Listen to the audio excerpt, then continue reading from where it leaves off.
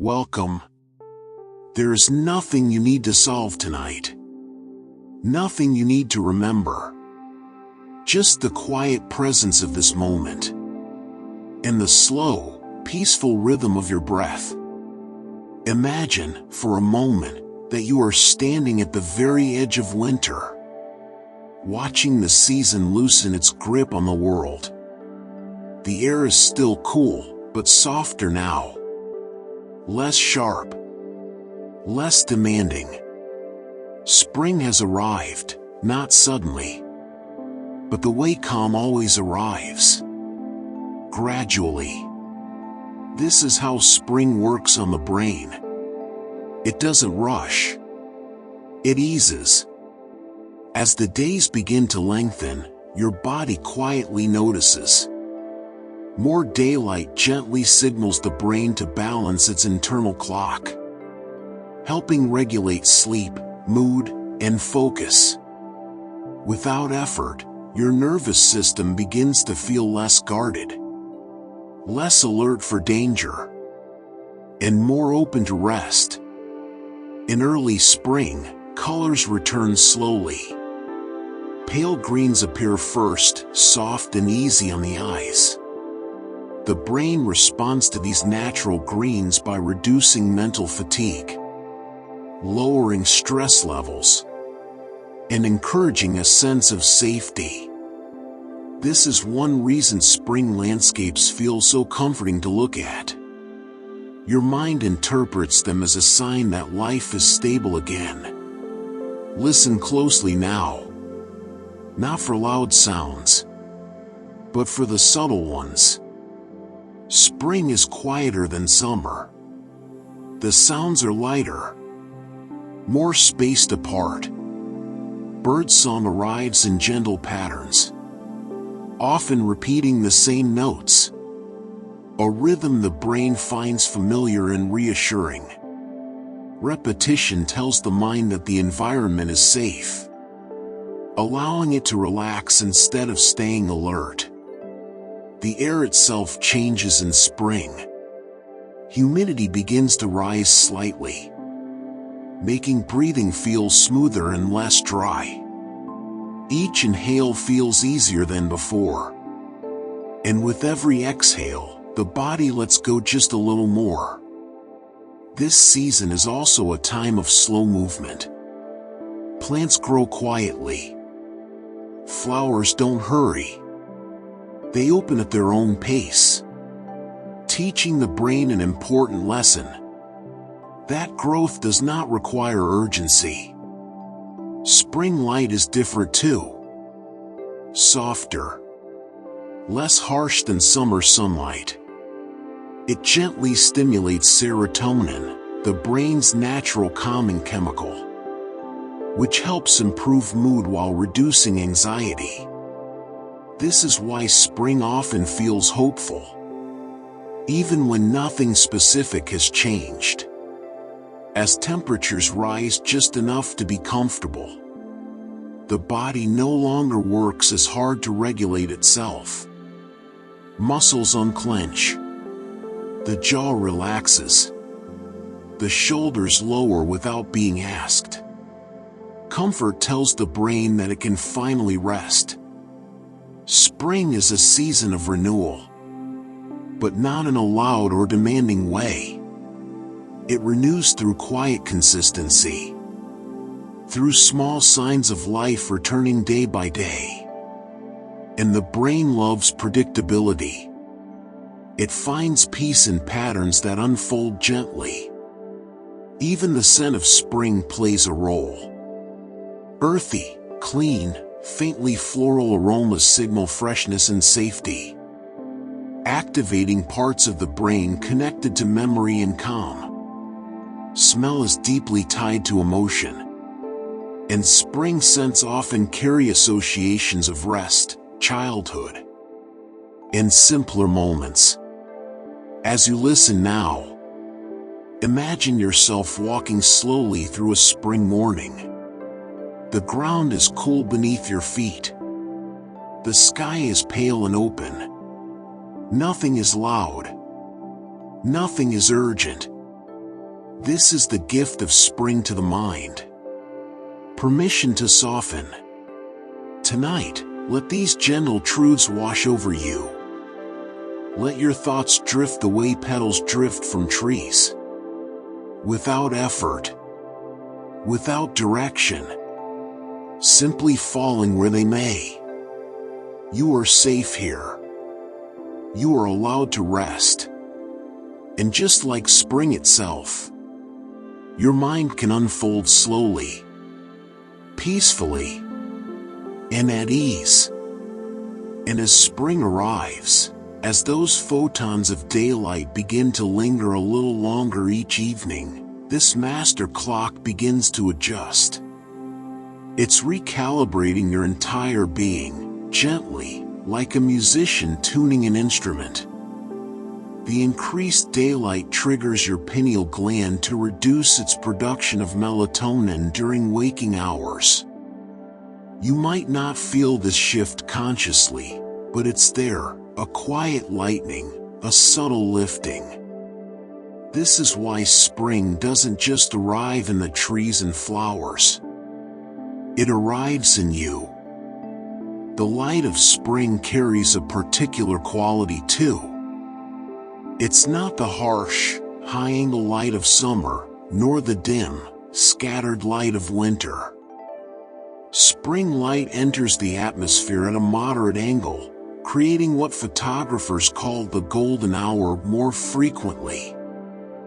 This softer, warmer light contains a balanced spectrum of wavelengths that your retinas find particularly easy to process.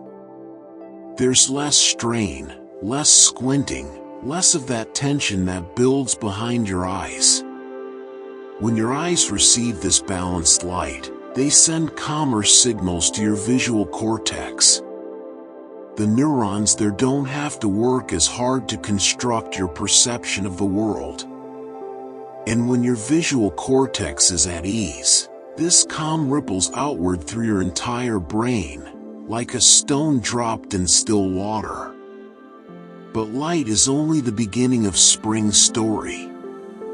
Listen now, in your imagination, to the sound of spring. There's a particular pattern to it, a rhythm that your auditory system recognizes and welcomes.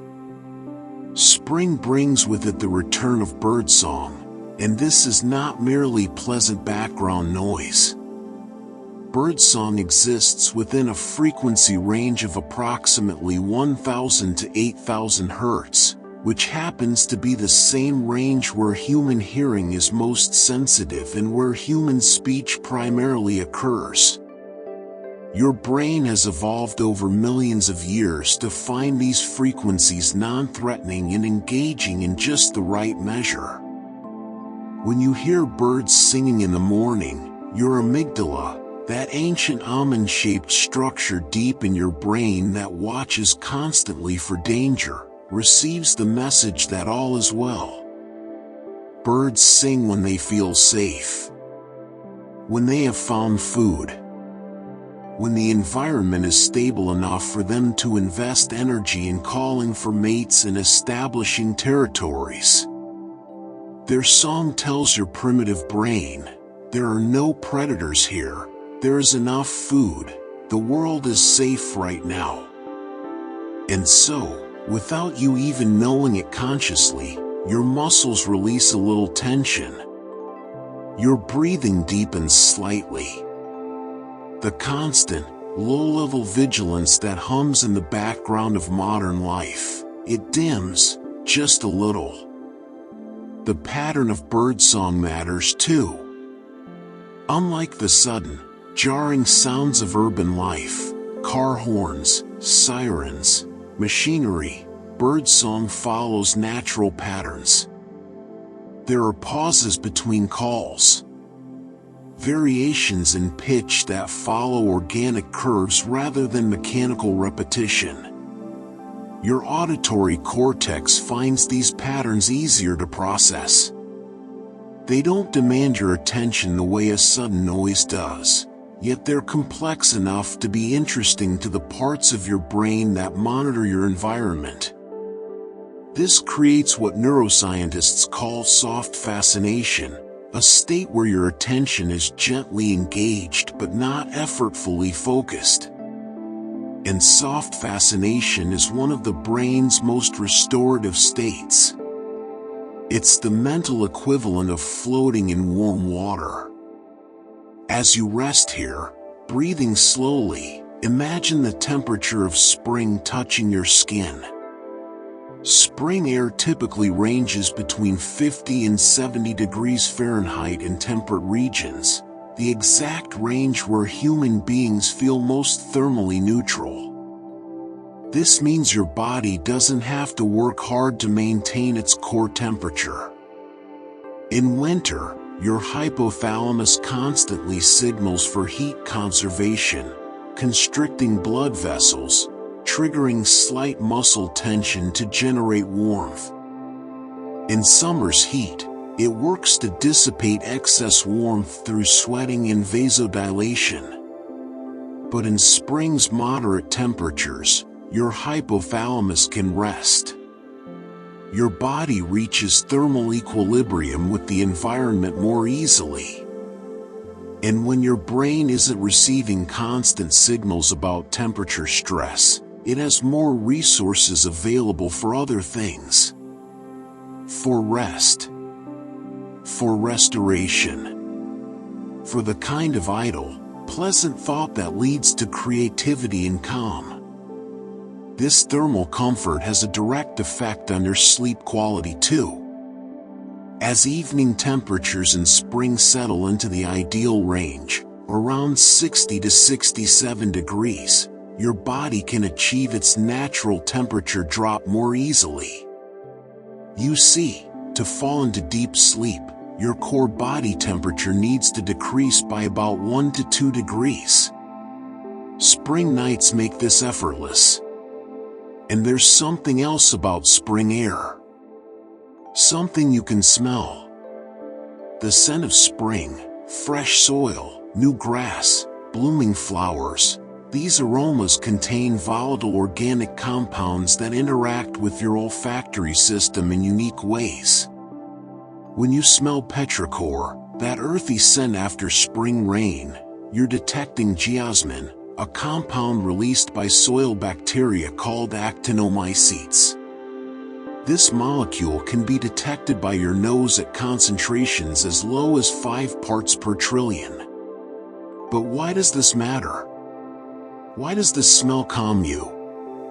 Your olfactory bulb, which processes smell, has direct connections to your limbic system, the emotional center of your brain, and to your hippocampus, which processes memory.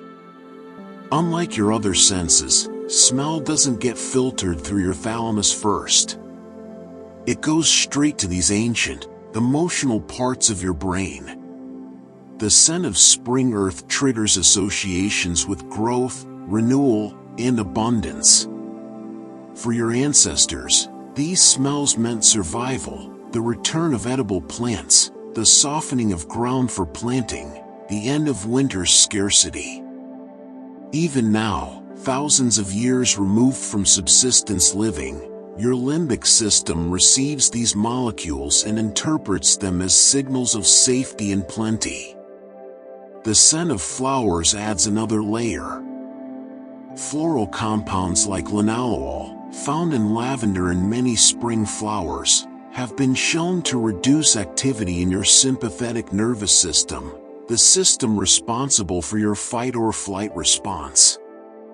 When you breathe in these molecules, they bind to receptors in your olfactory neurons, which send calming signals to your brainstem and cortex. You literally inhale calm when you breathe spring air. Consider now the green that surrounds you in spring.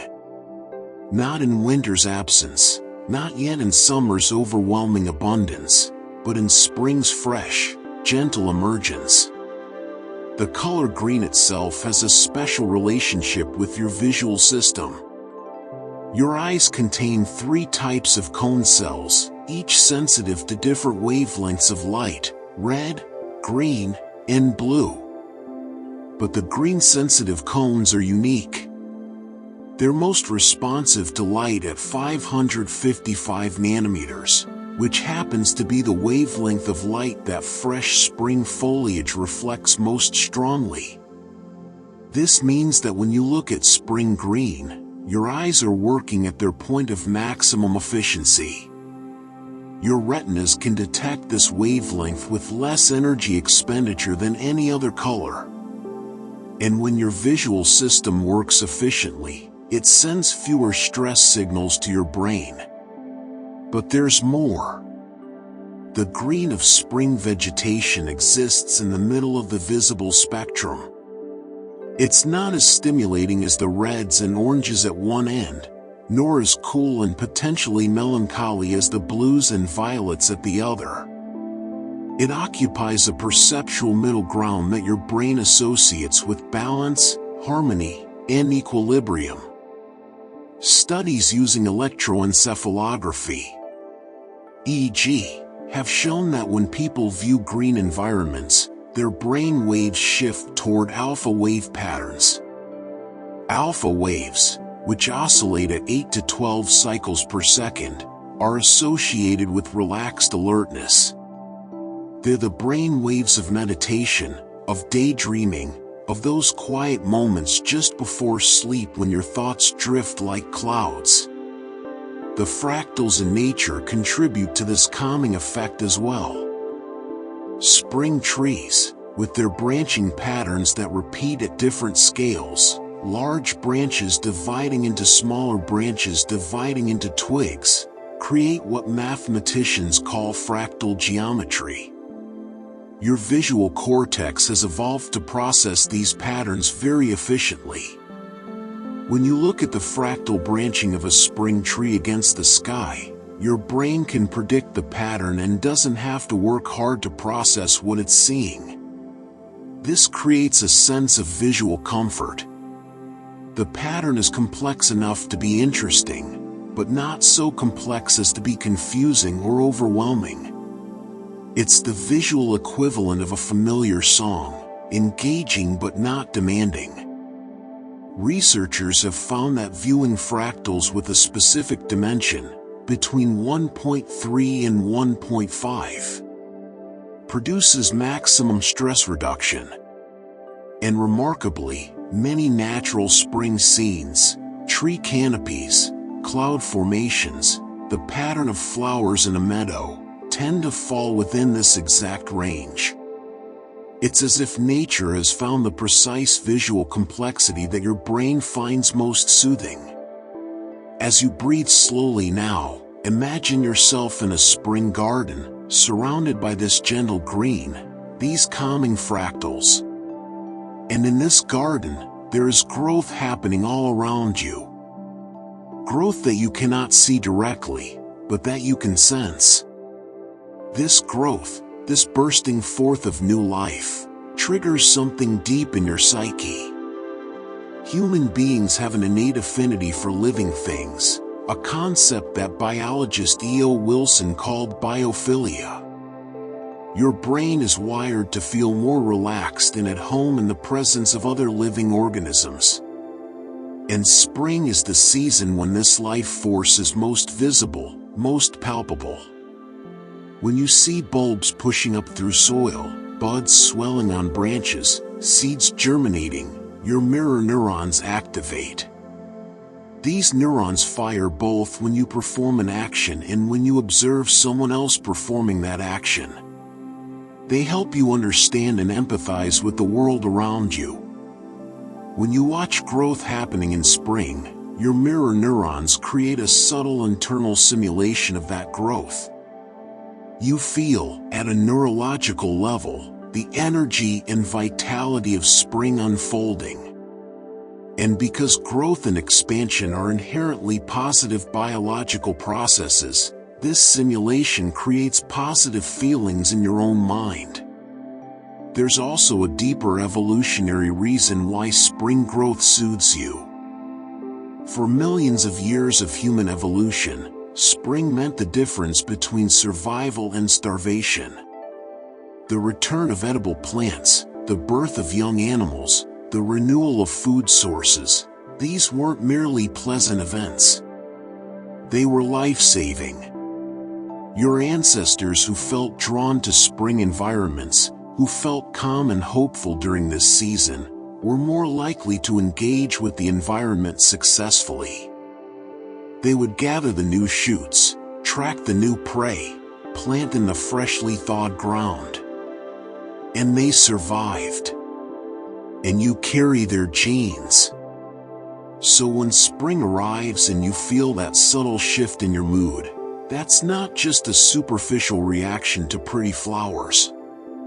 That's millions of years of evolutionary wisdom, coded into your very neurons, telling you, this is a good time, a safe time, a time of abundance. Let this knowledge settle into your awareness as your breathing slows even more. The sounds of spring continue to work their magic on your nervous system in ways you might not expect. Not just birdsong, but the sound of wind moving through new leaves creates a particular acoustic signature. Young spring leaves are thinner and more flexible than the tough, leathery leaves of summer. When wind passes through them, it creates a softer, higher-pitched rustling sound. This sound exists in a frequency range that your auditory system processes as non-threatening. It's irregular enough that your brain doesn't tune it out as pure noise, but regular enough that it doesn't trigger alert responses. This type of sound, natural, varying, complex but not chaotic, activates what's called the default mode network in your brain. This network includes regions like the medial prefrontal cortex and the posterior cingulate cortex, and it becomes active when you're not focused on the outside world. It's the network of mind wandering, of introspection, of memory consolidation. When your default mode network is active and healthy, you process emotions better, integrate memories more effectively, and develop a stronger sense of self. The gentle sounds of spring, wind and leaves, distant bird calls, the soft patter of spring rain, create an ideal acoustic environment for this network to engage. And speaking of spring rain, let's rest for a moment in the sound and sensation of it. Rain in spring falls differently than rain in other seasons. Spring rain tends to be lighter, more intermittent. It arrives as showers rather than storms, creating that distinctive pattern of drops on leaves, on soil, on water surfaces. Each raindrop creates a tiny sound wave, and together, millions of drops create a phenomenon called pink noise. Pink noise is similar to white noise, but with more power in the lower frequencies. It sounds fuller, more natural than white noise. And crucially, pink noise has been shown to improve sleep quality and enhance memory consolidation. When you fall asleep to the sound of spring rain, your brain waves synchronize with the rhythmic pattern of the rain, deepening your sleep cycles. The negative ions produced during and after rainfall have their own effect on your mood and mental state. When raindrops hit surfaces, they create a spray that releases negatively charged particles into the air. When you breathe in air rich with negative ions, they may increase the flow of oxygen to your brain, producing higher alertness during the day and promoting serotonin production, the neurotransmitter associated with feelings of well-being. This is why the air after a spring rain feels so fresh, so invigorating, yet somehow also calming. You're breathing in molecules that are actively improving your brain chemistry. As spring progresses, the length of daylight continues to increase, and this has profound effects on your circadian rhythms beyond just melatonin production. Your circadian clock regulates not just sleep and wake, but hundreds of physiological processes. Your body temperature follows a circadian pattern. Your blood pressure rises and falls on a circadian schedule. Even your immune system's effectiveness varies by time of day, governed by circadian genes. When spring arrives and the days grow longer in a predictable, gradual way, all of these circadian processes become more synchronized with each other and with the external environment. This is called circadian alignment, and it's associated with better mood, better cognitive performance, and lower levels of inflammation throughout your body. Think of it like an orchestra. In winter, with its short, dark days, the instruments of your physiology might be playing slightly out of sync with each other. But as spring arrives, the conductor, your suprachiasmatic nucleus, has clearer signals to work with. The music of your body becomes more harmonious. This alignment happens gradually, which is why spring's effect on your brain is so gentle. Unlike the jarring shift of daylight saving time, which can disrupt your circadian rhythms for weeks, spring's natural progression allows your body to adjust smoothly, day by day, minute by minute. And within this alignment, your serotonin production increases. Serotonin is often called the happiness neurotransmitter, though its role is more nuanced than that simple label suggests. Serotonin helps regulate mood, yes, but it also affects your sense of social status, your patience, your ability to delay gratification, and your overall sense of well-being. The production of serotonin in your brain is directly linked to the amount of bright light exposure you receive. In spring, with more daylight hours and stronger sunlight than winter, your brain produces more serotonin. This is one reason why rates of seasonal affective disorder decline as winter transitions to spring.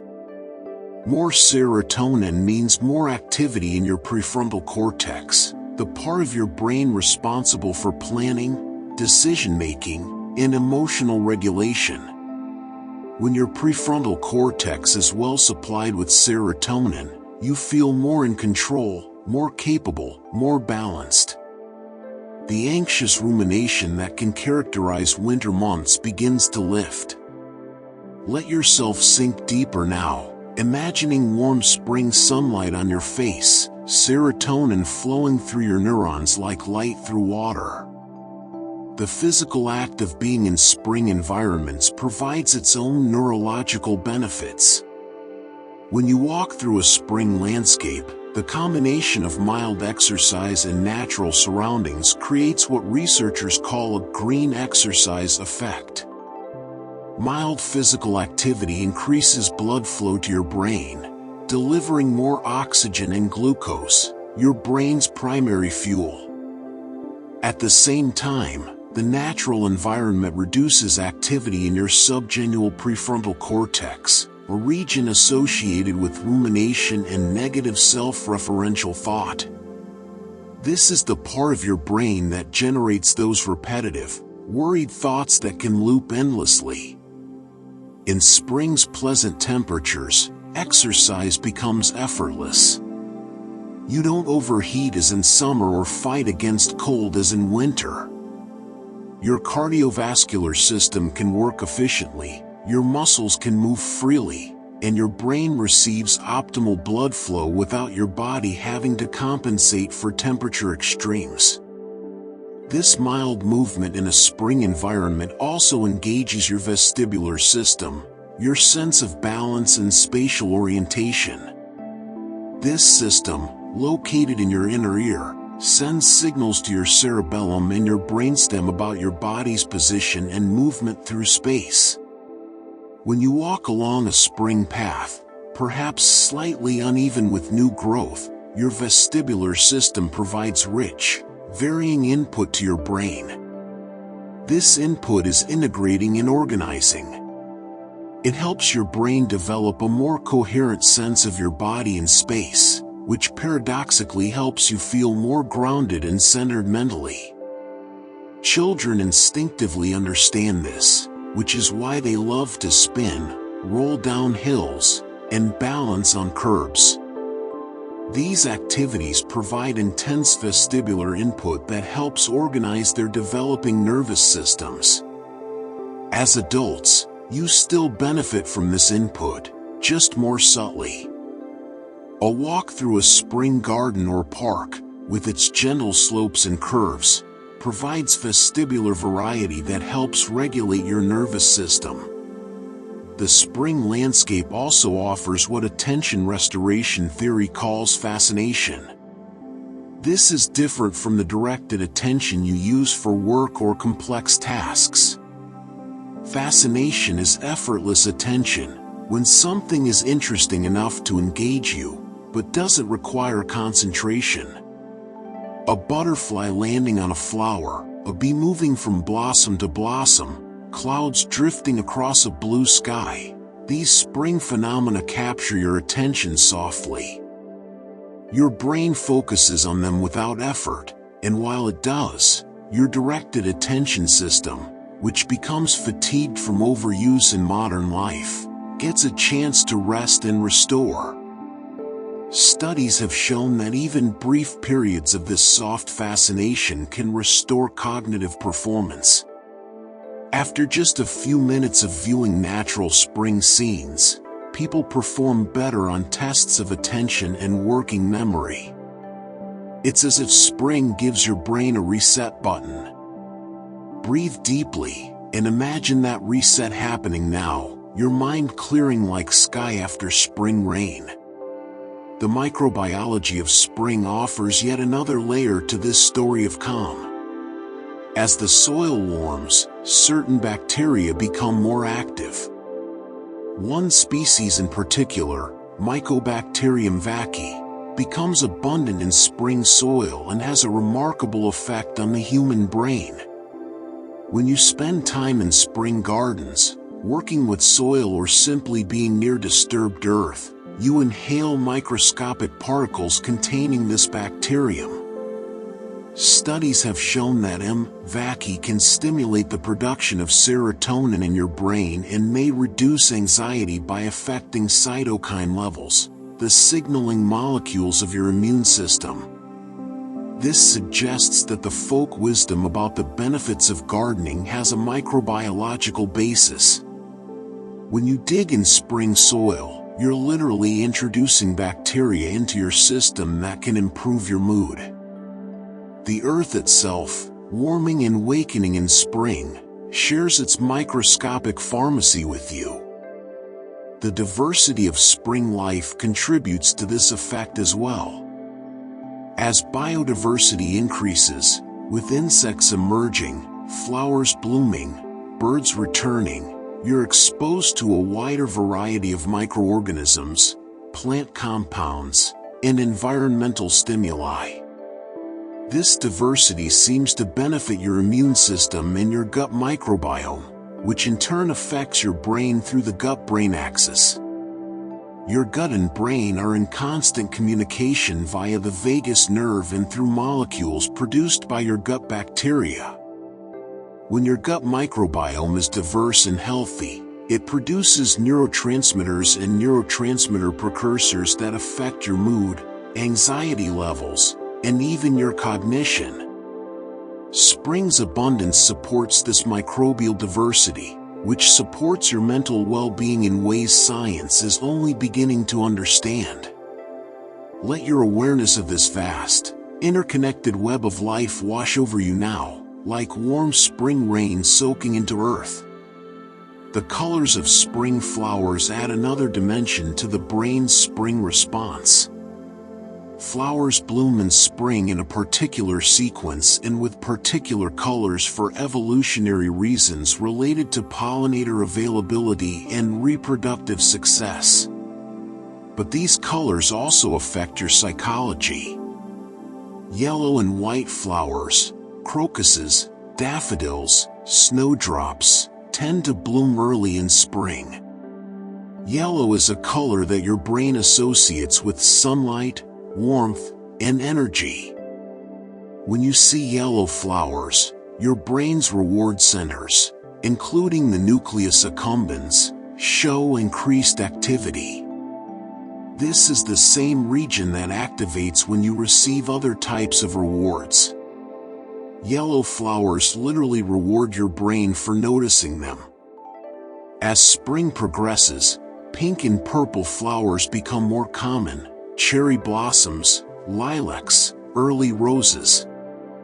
These cooler colors have a calming effect on your nervous system, reducing activity in your sympathetic nervous system and increasing parasympathetic tone, the rest and digest mode of your autonomic nervous system. The progression of flower colors through spring therefore creates a kind of chromatic journey for your brain. Early spring's bright yellows and whites activate and energize after winter's dormancy. Late spring's pinks and purples then soothe and calm, preparing your nervous system for summer's intensity. Even the shapes of flowers matter to your visual cortex. The radial symmetry of many flowers, petals radiating from a center like a mandala, is processed by your brain as inherently pleasing.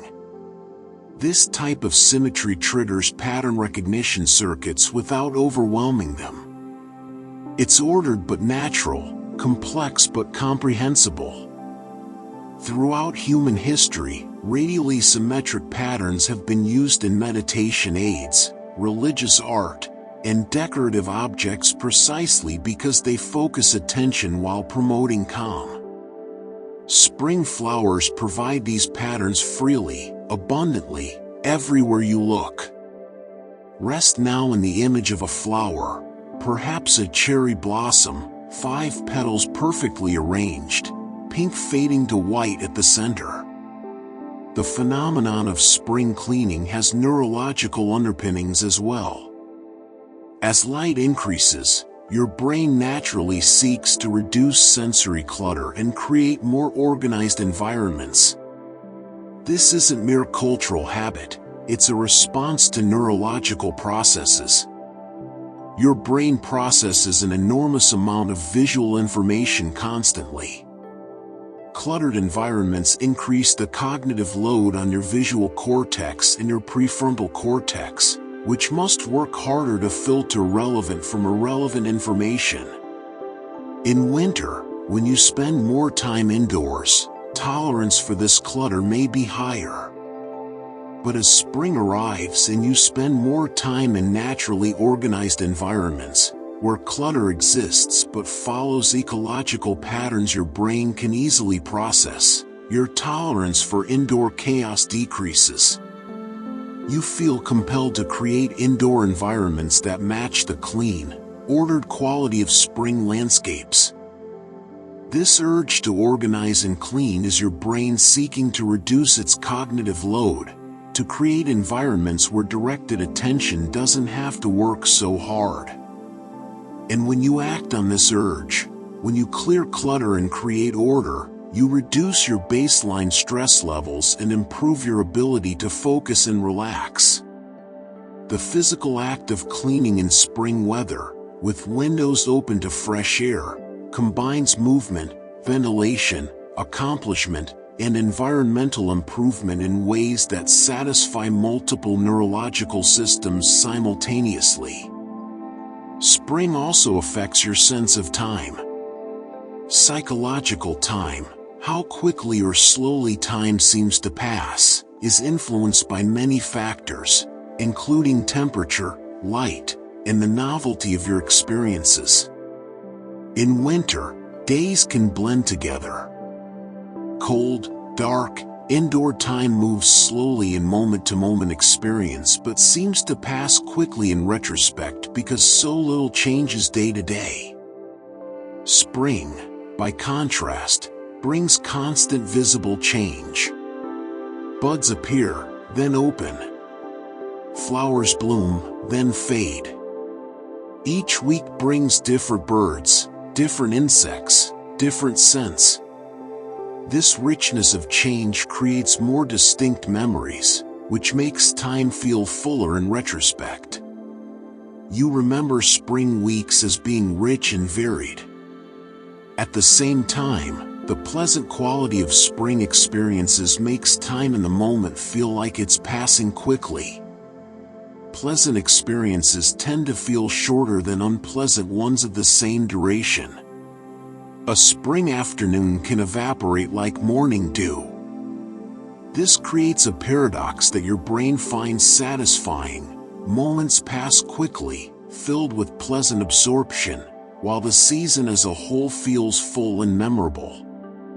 This satisfies both your need for present moment ease and your need for a sense of meaningful progression through time.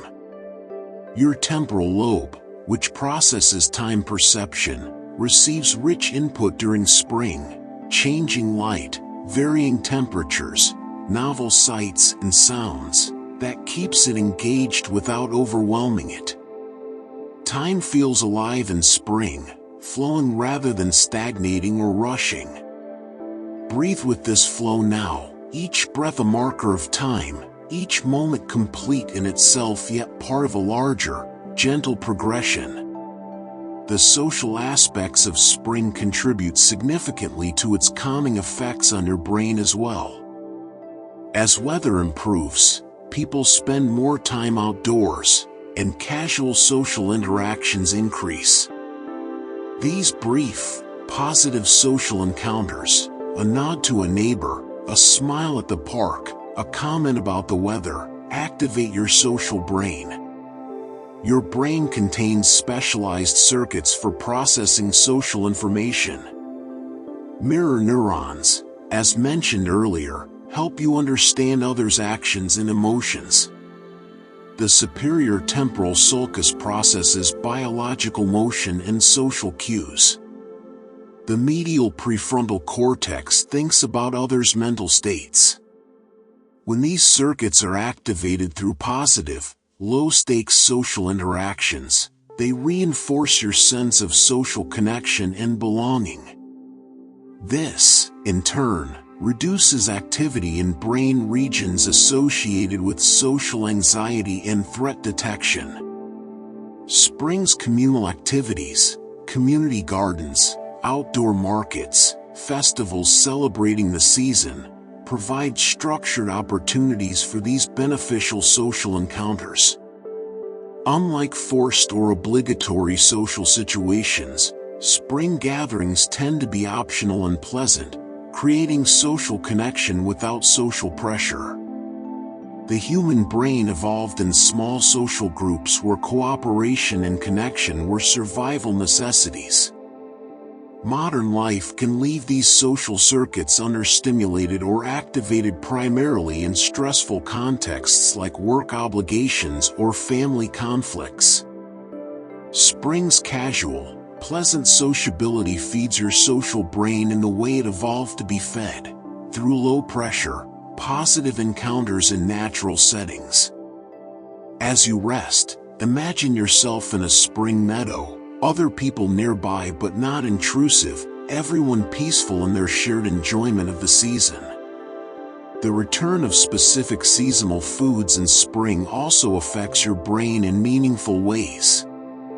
Fresh spring vegetables, asparagus, peas, early lettuce, radishes, contain different nutritional profiles than the stored vegetables of winter or the heavy, preserved foods that might dominate cold weather diets. Spring greens are particularly rich in folate, a B vitamin essential for neurotransmitter production and for the methylation cycles that regulate gene expression in your brain. Adequate folate supports the production of serotonin, dopamine, and norepinephrine, the neurotransmitters that regulate mood, motivation, and alertness. These foods are also high in antioxidants like vitamin C and flavonoids, which protect your neurons from oxidative stress. Your brain uses a disproportionate amount of oxygen for its size, about 20% of your body's oxygen consumption despite being only 2% of your body weight. This high oxygen use creates oxidative byproducts that can damage neurons. Antioxidants from fresh spring foods help neutralize these damaging molecules. The crispness and freshness of spring foods also engages your sensory systems in satisfying ways. The crunch of a fresh radish, the snap of asparagus, the bright green taste of new peas. These sensory experiences are more vivid than winter's softer, milder produce.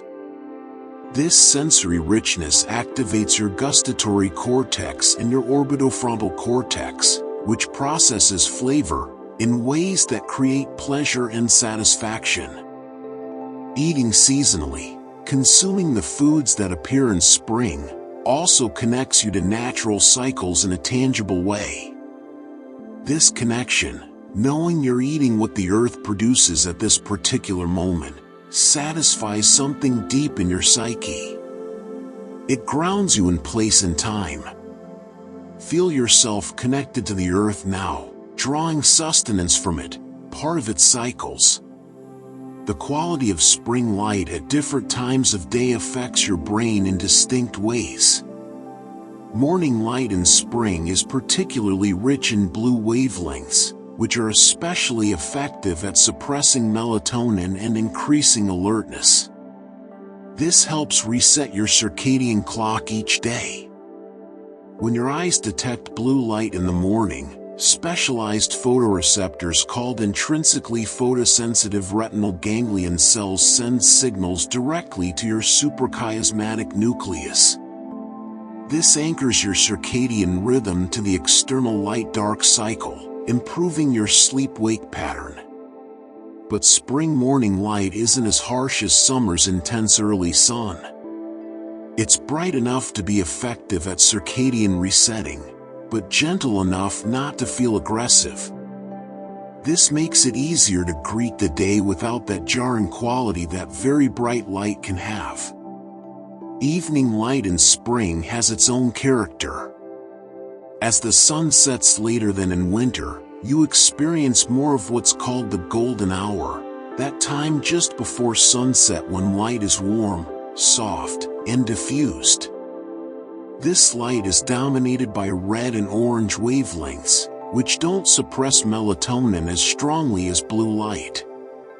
Experiencing this golden light in the evening helps your brain prepare for sleep. It's bright enough to remain engaged with the day, but the spectral composition signals to your circadian system that darkness is approaching.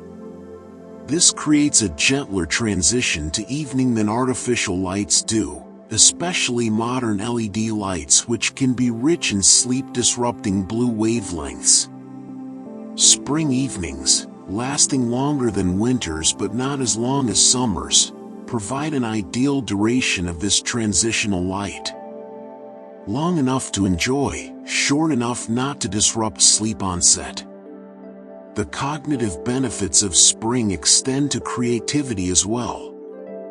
Studies have shown that exposure to natural environments enhances creative problem-solving and divergent thinking, the ability to generate multiple solutions to open-ended problems. This happens for several reasons. First, the soft fascination of natural environments allows your default mode network to activate, and this network is crucial for creative thinking.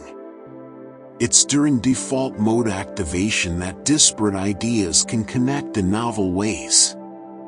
Second, the reduction in directed attention demands that natural environments provide allows your prefrontal cortex to rest, and paradoxically, when this region isn't working hard to maintain focus, it's better able to make unusual connections and think flexibly.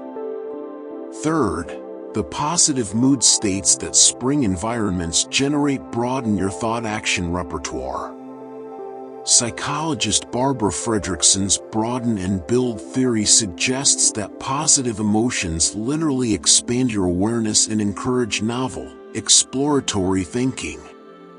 In contrast, negative emotions narrow your focus to deal with immediate threats. Spring's gentle pleasures create positive emotional states that open your mind to possibilities. You think more flexibly, consider more options, make more creative connections.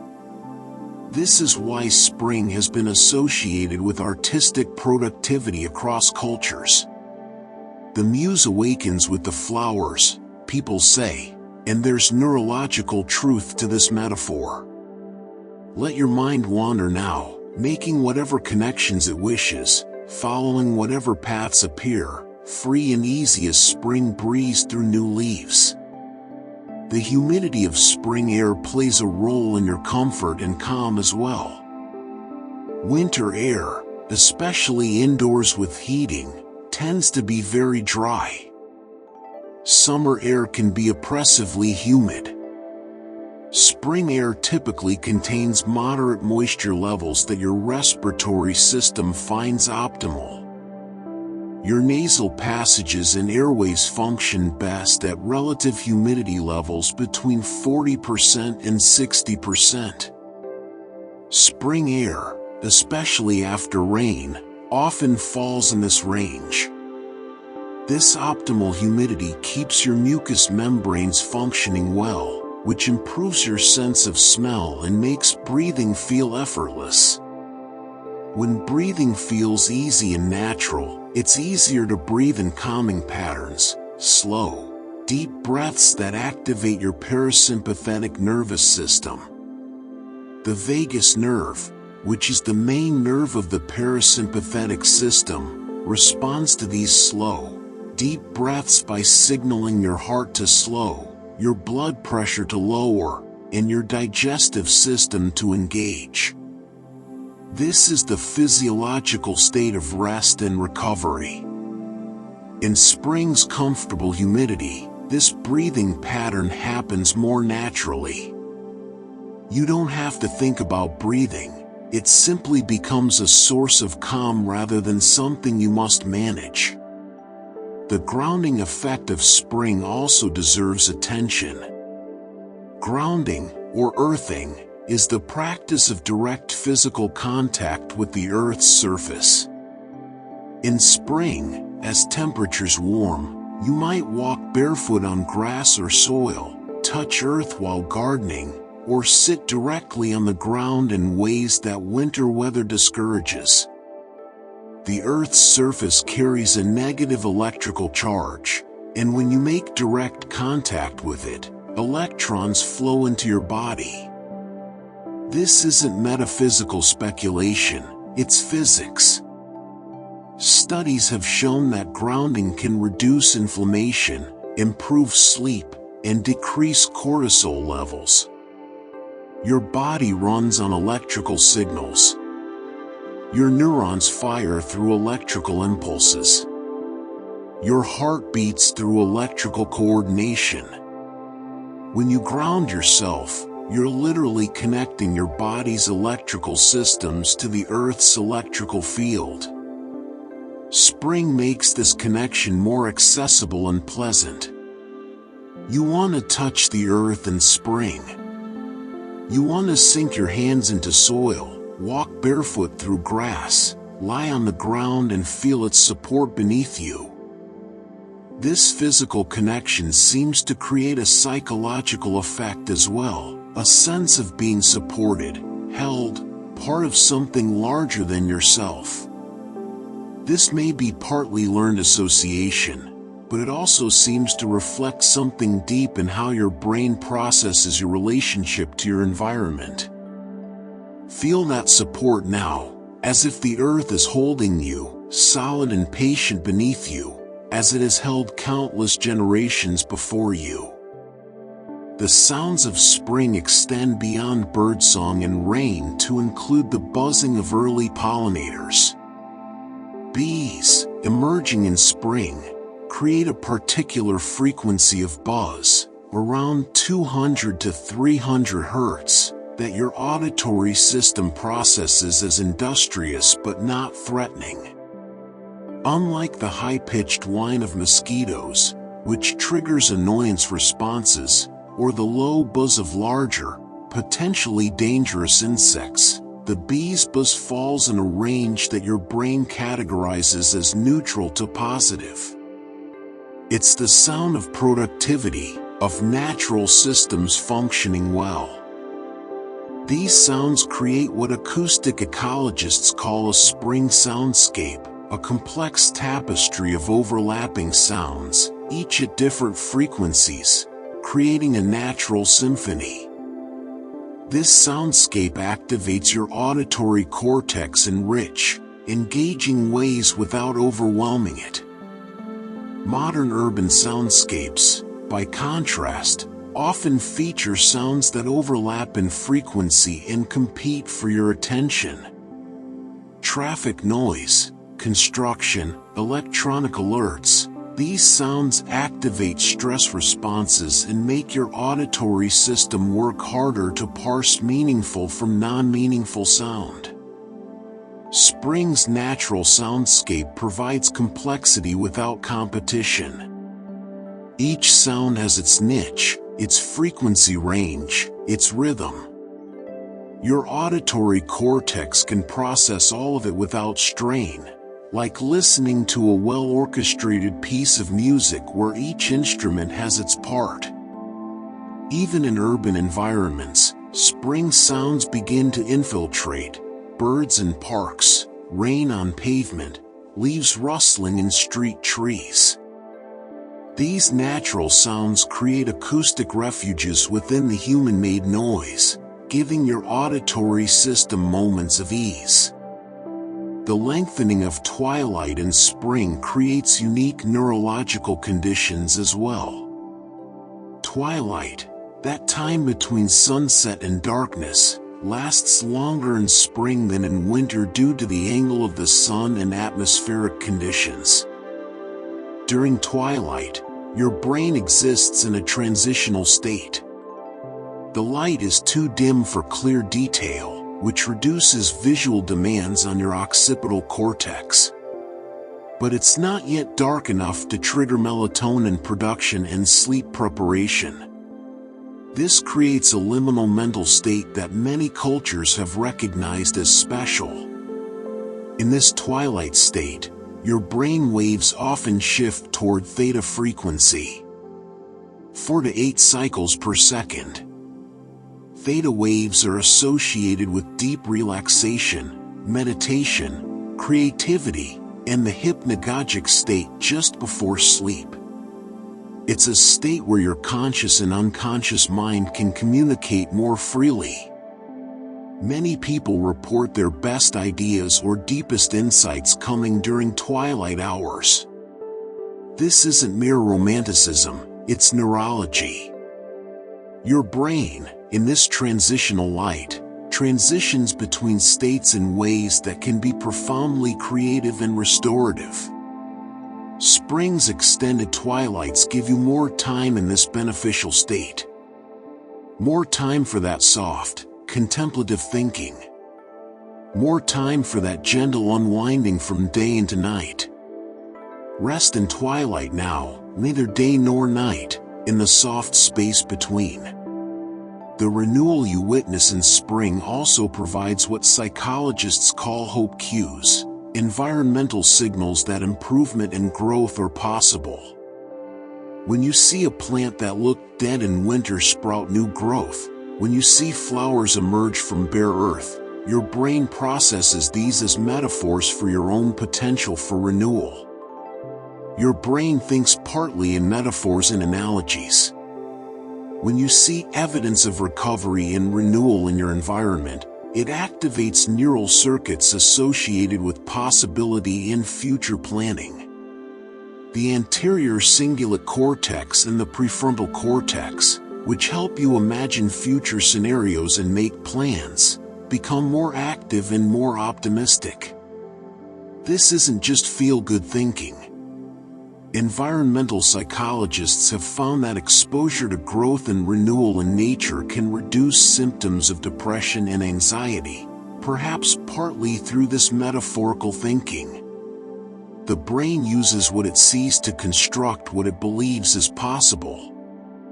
Spring tells your brain, recovery happens, growth returns, what seemed dead can live again. And your brain applies this lesson not just to plants but to your own life, your own challenges, your own possibilities. The air pressure changes that often accompany spring weather systems also affect your nervous system. Many people report changes in mood or energy with changing barometric pressure. This isn't entirely psychological. Pressure changes can affect the pressure of cerebrospinal fluid around your brain and the oxygen saturation of your blood.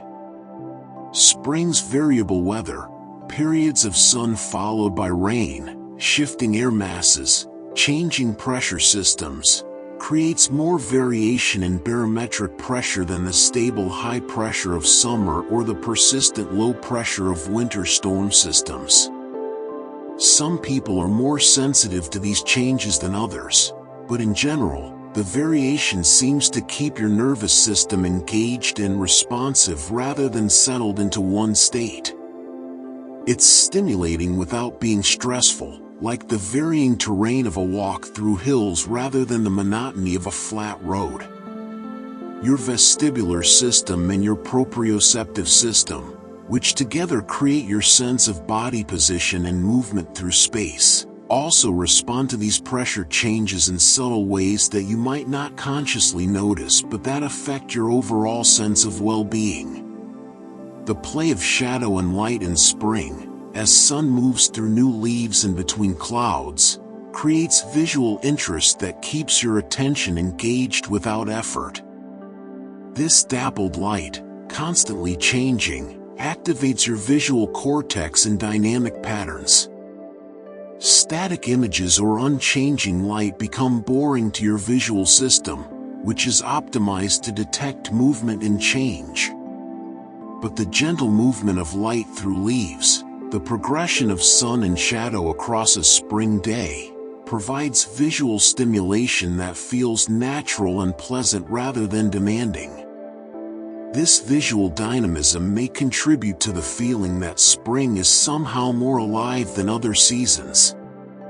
Your visual cortex is more actively engaged, processing more variation, and it interprets this activity as vitality and energy.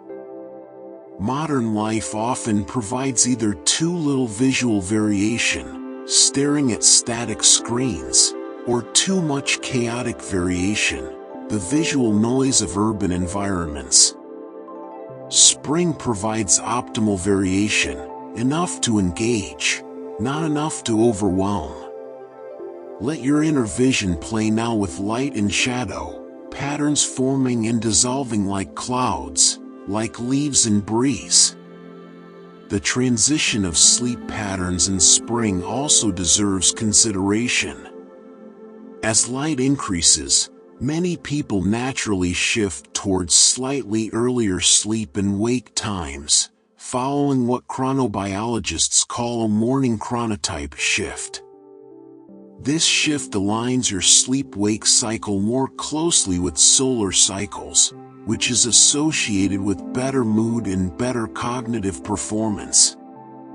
People who sleep in alignment with their circadian preferences show better attention, memory, and executive function than those who fight against their natural rhythms. Spring makes this alignment easier to achieve. The gradual shift of sunrise earlier each day gently pulls your wake time earlier without the jarring quality of an alarm clock. And if you spend time outdoors in morning light, this shift is reinforced naturally. Better circadian alignment in spring can create a positive feedback loop. You sleep better, so you have more energy and better mood during the day. Better mood leads to more outdoor activity and more light exposure, which further improves circadian alignment and sleep quality. This virtuous cycle is one reason why many people report feeling their best in late spring and early summer. Their sleep-wake cycle has had time to align optimally with the seasonal light patterns. The phenomenon of spring migration, while not directly experienced by humans, creates environmental richness that affects your brain. The return of migratory birds brings new songs, new species to observe, new patterns of activity. Your brain is exquisitely attuned to novelty. Novel stimuli activate your hippocampus and your dopaminergic reward pathways. Dopamine, often called the motivation molecule, is released not just when you receive a reward but when you encounter something new and potentially rewarding. Each new bird species, each unfamiliar song, each unexpected sight in your spring environment triggers small dopamine releases. These don't create the intense hit of artificial rewards like social media notifications or sugar, but they provide steady, gentle stimulation of your reward circuits that keeps you engaged and curious about your environment. This curiosity is an adaptive state. It motivates exploration and learning. In spring, with new things constantly appearing in your environment, your brain stays in this mildly curious, mildly rewarded state that feels fundamentally pleasant. The gradual warming of spring also allows for thermal comfort without energy expenditure. Your body expends significant energy maintaining its core temperature at 98.6 degrees Fahrenheit. In extreme cold or heat, this energy expenditure increases. Spring's moderate temperatures mean your metabolism can operate efficiently without diverting resources to thermoregulation. This energy savings isn't huge, but it's enough that your body and brain have slightly more resources available for other functions. You might experience this as having more energy, recovering more quickly from exertion, or simply feeling more vital. Your mitochondria, the powerhouses of your cells, can operate at optimal efficiency, producing ATP, your cell's energy currency, without the additional demands of fighting extreme temperatures. This metabolic ease contributes to the overall sense that spring takes less effort than other seasons. You move through spring days with less resistance, less friction between you and your environment. Breathe into this ease now, each breath effortless, each moment requiring nothing, providing everything. The concept of attention restoration deserves deeper exploration in the context of spring. Your directed attention, the kind you use for work, for reading, for any focused task, operates like a muscle. It fatigues with use and requires rest to recover. Natural environments, particularly in spring with their soft fascination and gentle complexity, provide the ideal context for attention restoration. Your attention can rest while still engaged, like a muscle gently stretching rather than straining. The specific elements of spring environments that promote attention restoration include mystery, the suggestion of more to discover, like a path that curves out of sight, which engages attention without demanding it. Extent, a sense of scope and space, like a meadow or a view across a valley, which allows your attention to expand rather than focus tightly. Coherence, natural organization that makes sense, like the pattern of a tree or the layout of a stream, which your brain can understand without effort. Compatibility, an environment that matches what you want to do, like a sunny bench when you want to rest, which reduces conflict between your intentions and your surroundings. Spring provides all of these elements abundantly. And when your attention rests in this way, you return to focused tasks with renewed capacity. Even a few minutes of viewing spring scenes can restore attentional capacity measurably. The cycles within cycles in spring create a sense of rhythm that your brain finds organizing. Daily cycles of temperature, light, and sound. Weekly cycles as weather patterns progress. Monthly cycles as different plants bloom in sequence. Your brain evolved in an environment of nested cycles, circadian rhythms within lunar cycles within seasonal cycles. Modern life can disrupt these natural rhythms with artificial light, climate control, and year-round availability of all foods. Spring's pronounced cycles help re-establish these natural rhythms.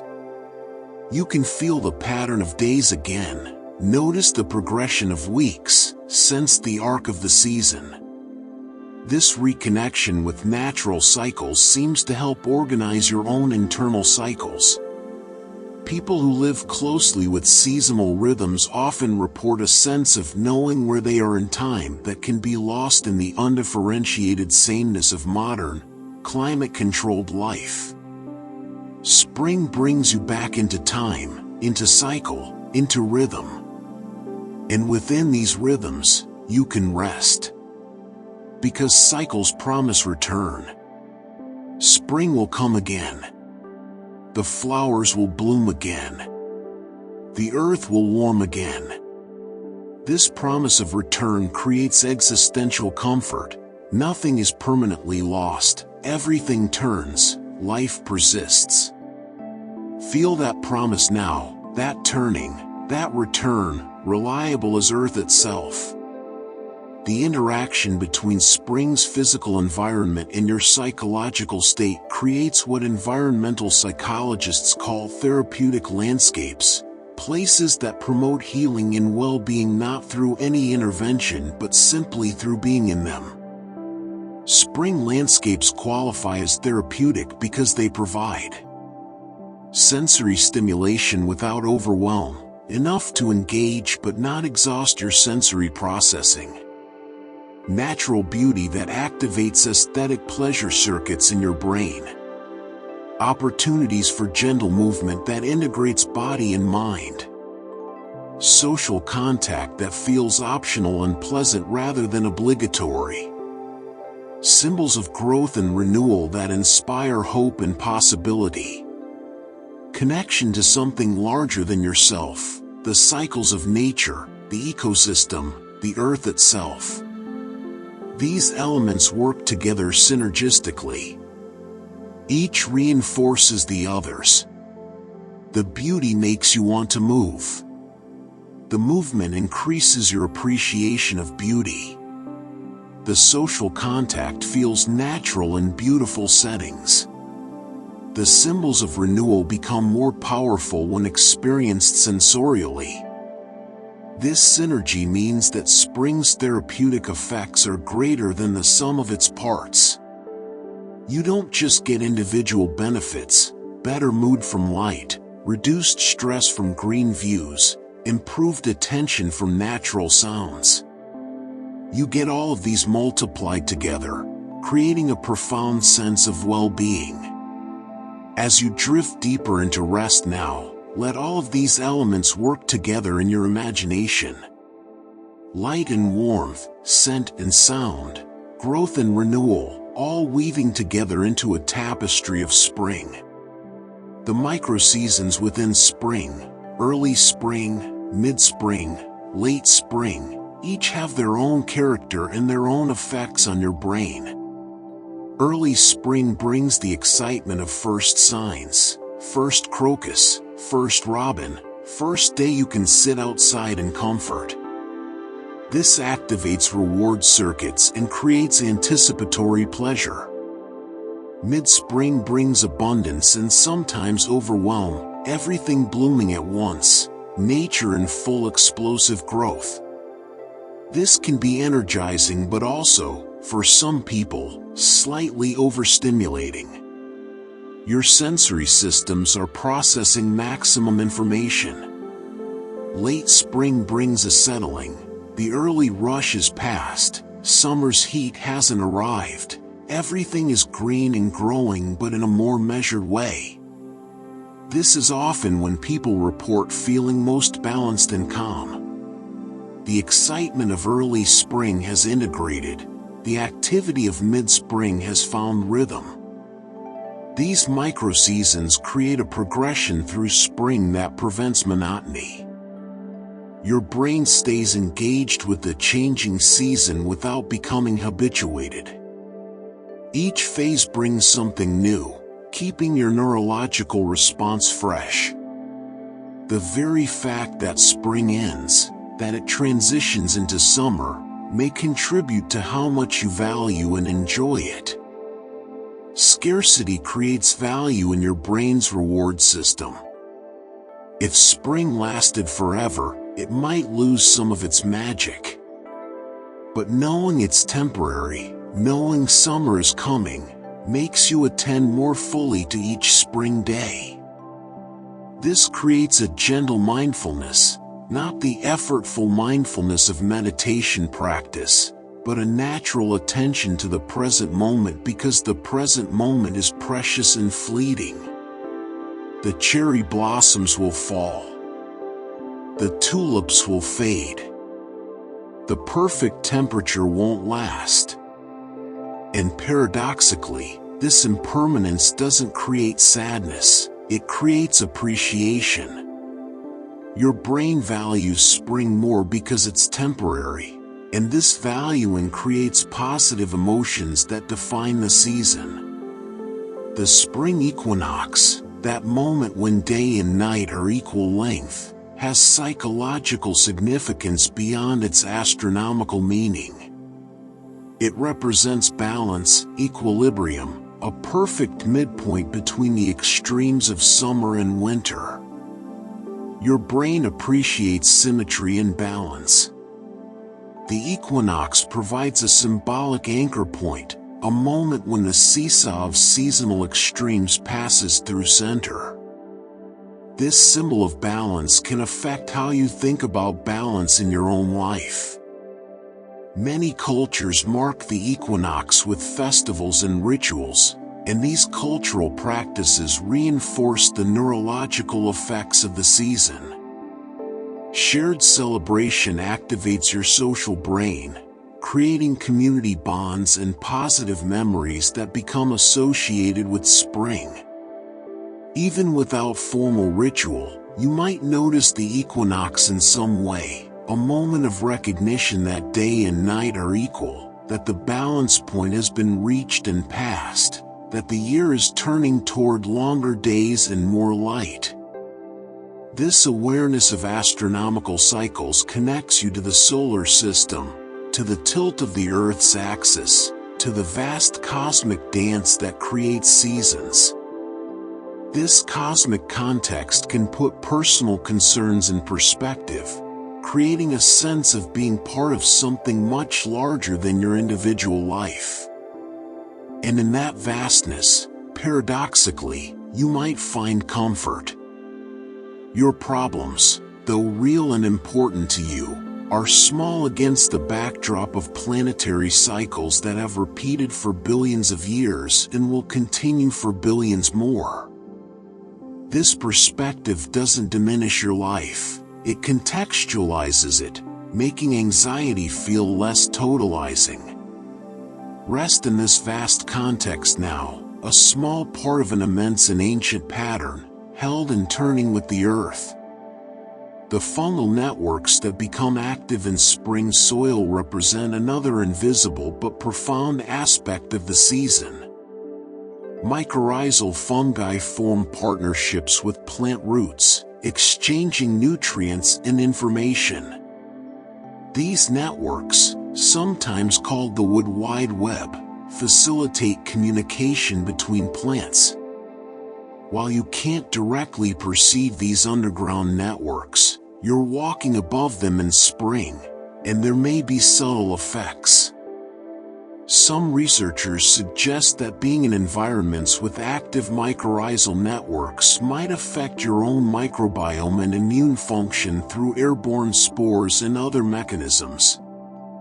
More metaphorically, the idea of these hidden networks, billions of connections facilitating growth and communication beneath your feet, provides a powerful image for your own neural networks. Your brain contains similar hidden networks, billions of synaptic connections that fire in patterns beneath the surface of your conscious awareness. Spring's visible growth is supported by invisible networks. Your conscious thoughts and feelings are supported by invisible neural networks. This parallel creates a sense of kinship with the natural world, a recognition that you are not separate from nature but an expression of the same principles: growth, connection, network, emergence. The quality of spring mornings deserves special attention. The early morning hours in spring, just after sunrise, contain a particular magic that affects your brain uniquely. Morning light in spring is clean, clear, sharp. The air hasn't yet warmed to create afternoon haze. The dew on grass and leaves catches light, creating billions of tiny prisms. This visual clarity activates your visual cortex with crisp, clean information. Morning sounds are different too. Birds are most active in early morning, creating the dawn chorus. This surge of birdsong peaks around sunrise as male birds establish territories and attract mates. The density of song in this early hour is greater than any other time of day. Your brain, fresh from sleep, processes this morning richness with maximum efficiency. Your neurons are rested, your neurotransmitter stores are replenished, your attention hasn't yet been fragmented by the day's demands. Spring mornings meet your brain at its best, offering peak environmental richness when you're most able to appreciate it. Many people who make a practice of experiencing spring mornings, through early walks, outdoor breakfast, or simply opening windows to morning air, report that these moments become anchors for their day. The calm and clarity of the morning sets a tone that persists even as the day becomes busier. This isn't just pleasant routine, it's neurology. The state your brain is in during the first hours after waking influences the baseline of your entire day. Start calm and you tend to remain calmer. Start rushed and anxious and you tend to remain activated. Spring mornings offer the perfect conditions for starting the day in a state of calm alertness, bright enough to wake fully, quiet enough to remain peaceful, beautiful enough to inspire gratitude. As your breathing deepens now, imagine a spring morning, the world fresh and new, everything possible, nothing yet demanded. The phenomenon of allergies, while uncomfortable for many, represents your immune system's interaction with spring's abundance of pollen and other allergens. Even if you don't experience allergies, understanding them reveals something about spring's intensity. Pollen represents plant reproduction, plants broadcasting their genetic material on spring winds, making more of themselves possible. This reproductive abundance is part of spring's life force, its drive toward continuation and multiplication. Your immune system, when it responds to pollen as a threat, is being hypervigilant, seeing danger where there is none. But even this overreaction shows that your body is engaged with spring, responding to it, interacting with it. You are not separate from the season but embedded in it, affected by it. For those who don't experience allergies, spring's pollen is imperceptible most of the time. But it's there, in the air, on surfaces, part of the atmosphere you move through. This invisible reproductive material connects you to the plant world's cycles of generation. Everything in spring is reproducing, regenerating, making more. And you breathe this fertility, this life force, this drive toward continuation. At a symbolic level, if not a literal one, this may contribute to spring's association with renewal and new beginnings. The lengthening of shadows in spring, as the sun rises higher in the sky each day, creates subtle visual changes in your environment. Shadows become shorter and sharper, changing the whole quality of light and space. In winter, with the sun low on the horizon, shadows are long and soft. In summer, with the sun high overhead, shadows are short and hard. Spring represents the transition, with shadows in constant flux, changing day by day. Your visual system processes shadow information constantly to understand three-dimensional space, to detect objects, to navigate safely. The changing quality of shadows in spring provides rich, varying information to your visual cortex. This may contribute to a sense that space itself is changing in spring, becoming brighter, more defined, more three-dimensional. Your perception of depth and dimension is literally changing as the sun's angle changes. These subtle shifts in perception might contribute to spring's association with clarity and awakening. The world becomes more clearly defined, more sharply outlined, more distinct. The earth itself tilts toward the sun in spring in your hemisphere, and this tilt, this leaning into light, might serve as a metaphor for how your own being tilts toward engagement, toward life, toward activity after winter's inward turn. You are part of a tilting planet, carried through space in a spiral dance around a star, and that motion creates the seasons, creates spring, creates this moment of warmth and light that your brain recognizes and welcomes. Feel that tilt now, that leaning into light, that yes to life that spring represents. The colors of evening sky in spring have their own qualities. Spring skies at sunset often show particularly vivid colors, oranges, pinks, purples, because the atmosphere in spring contains optimal levels of moisture and particles to scatter light in these wavelengths. Too much moisture creates hazy, indistinct sunsets. Too little creates thin, pale sunsets.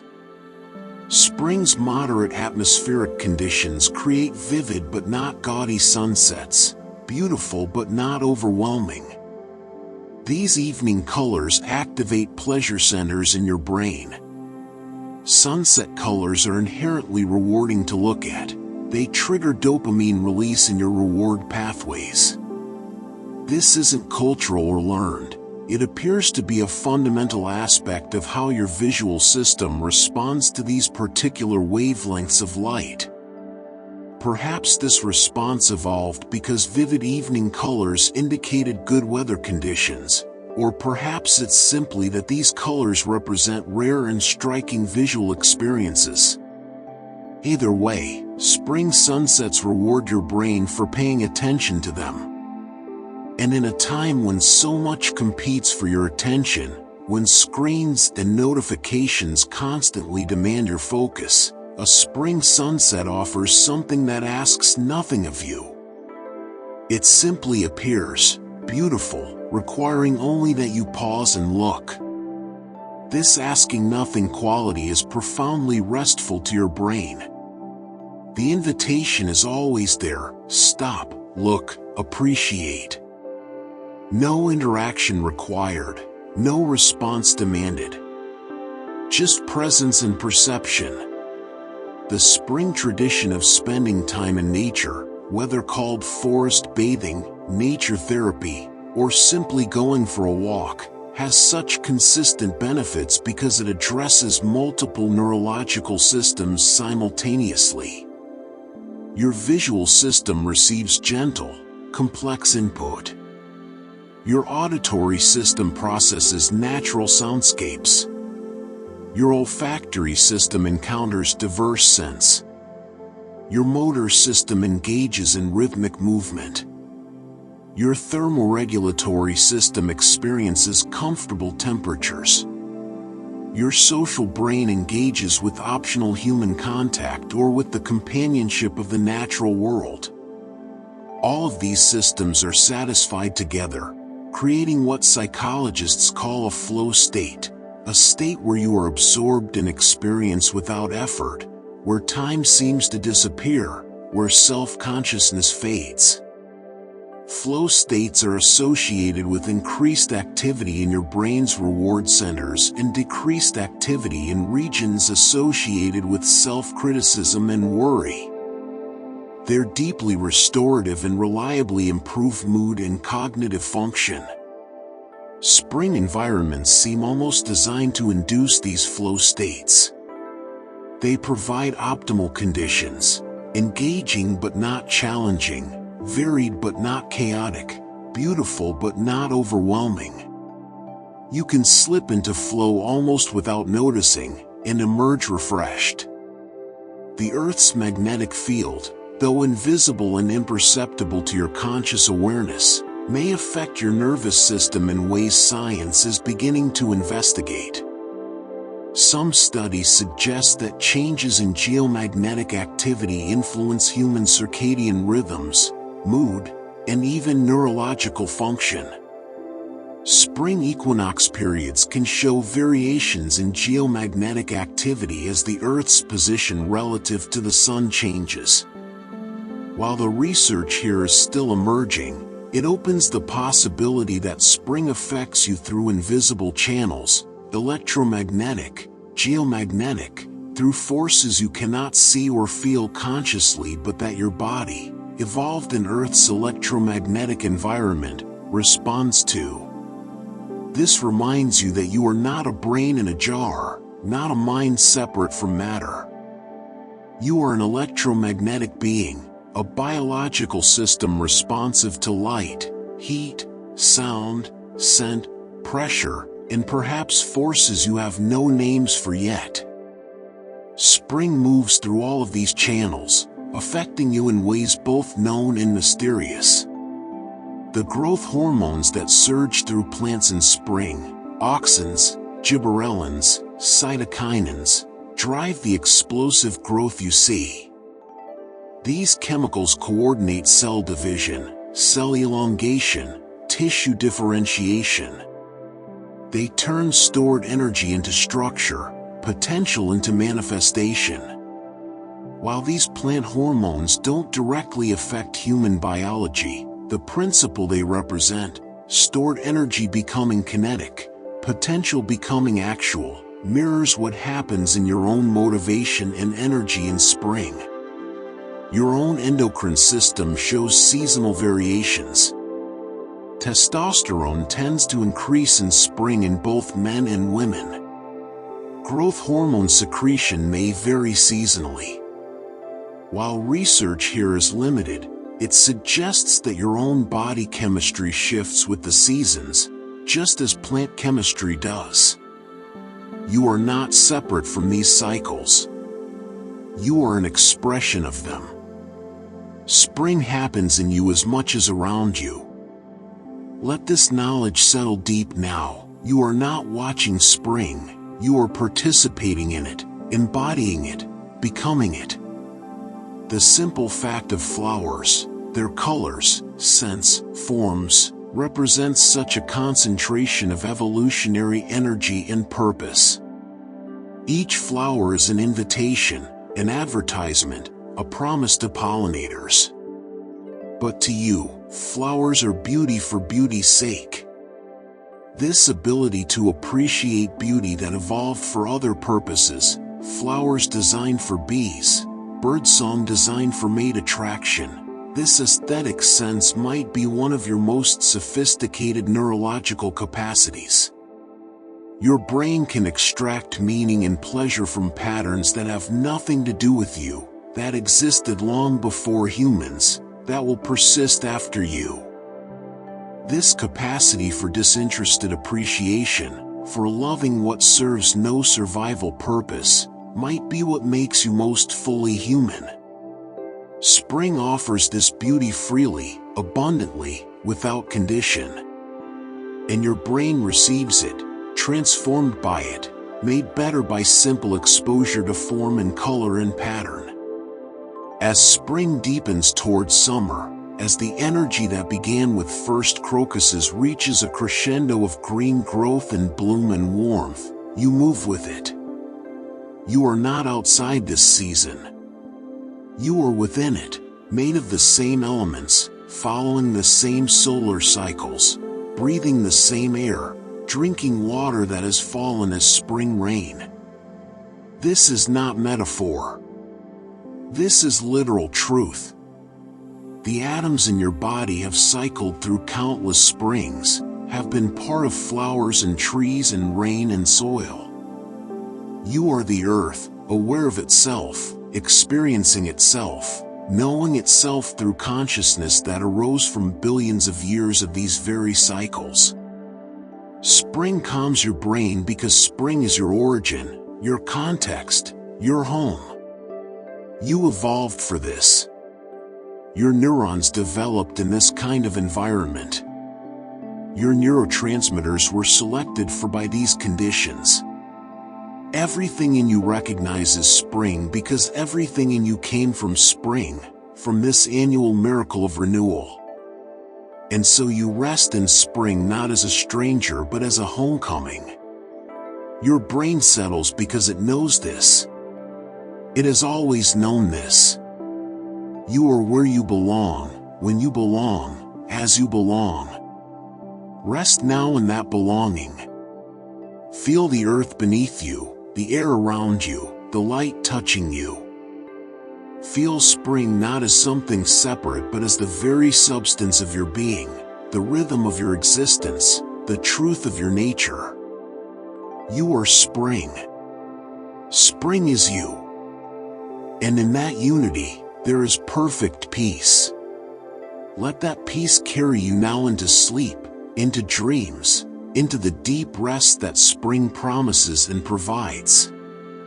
Let every breath carry you deeper, every moment softer, every thought slower and quieter until there is only this: warmth, light, green, growth, renewal, peace.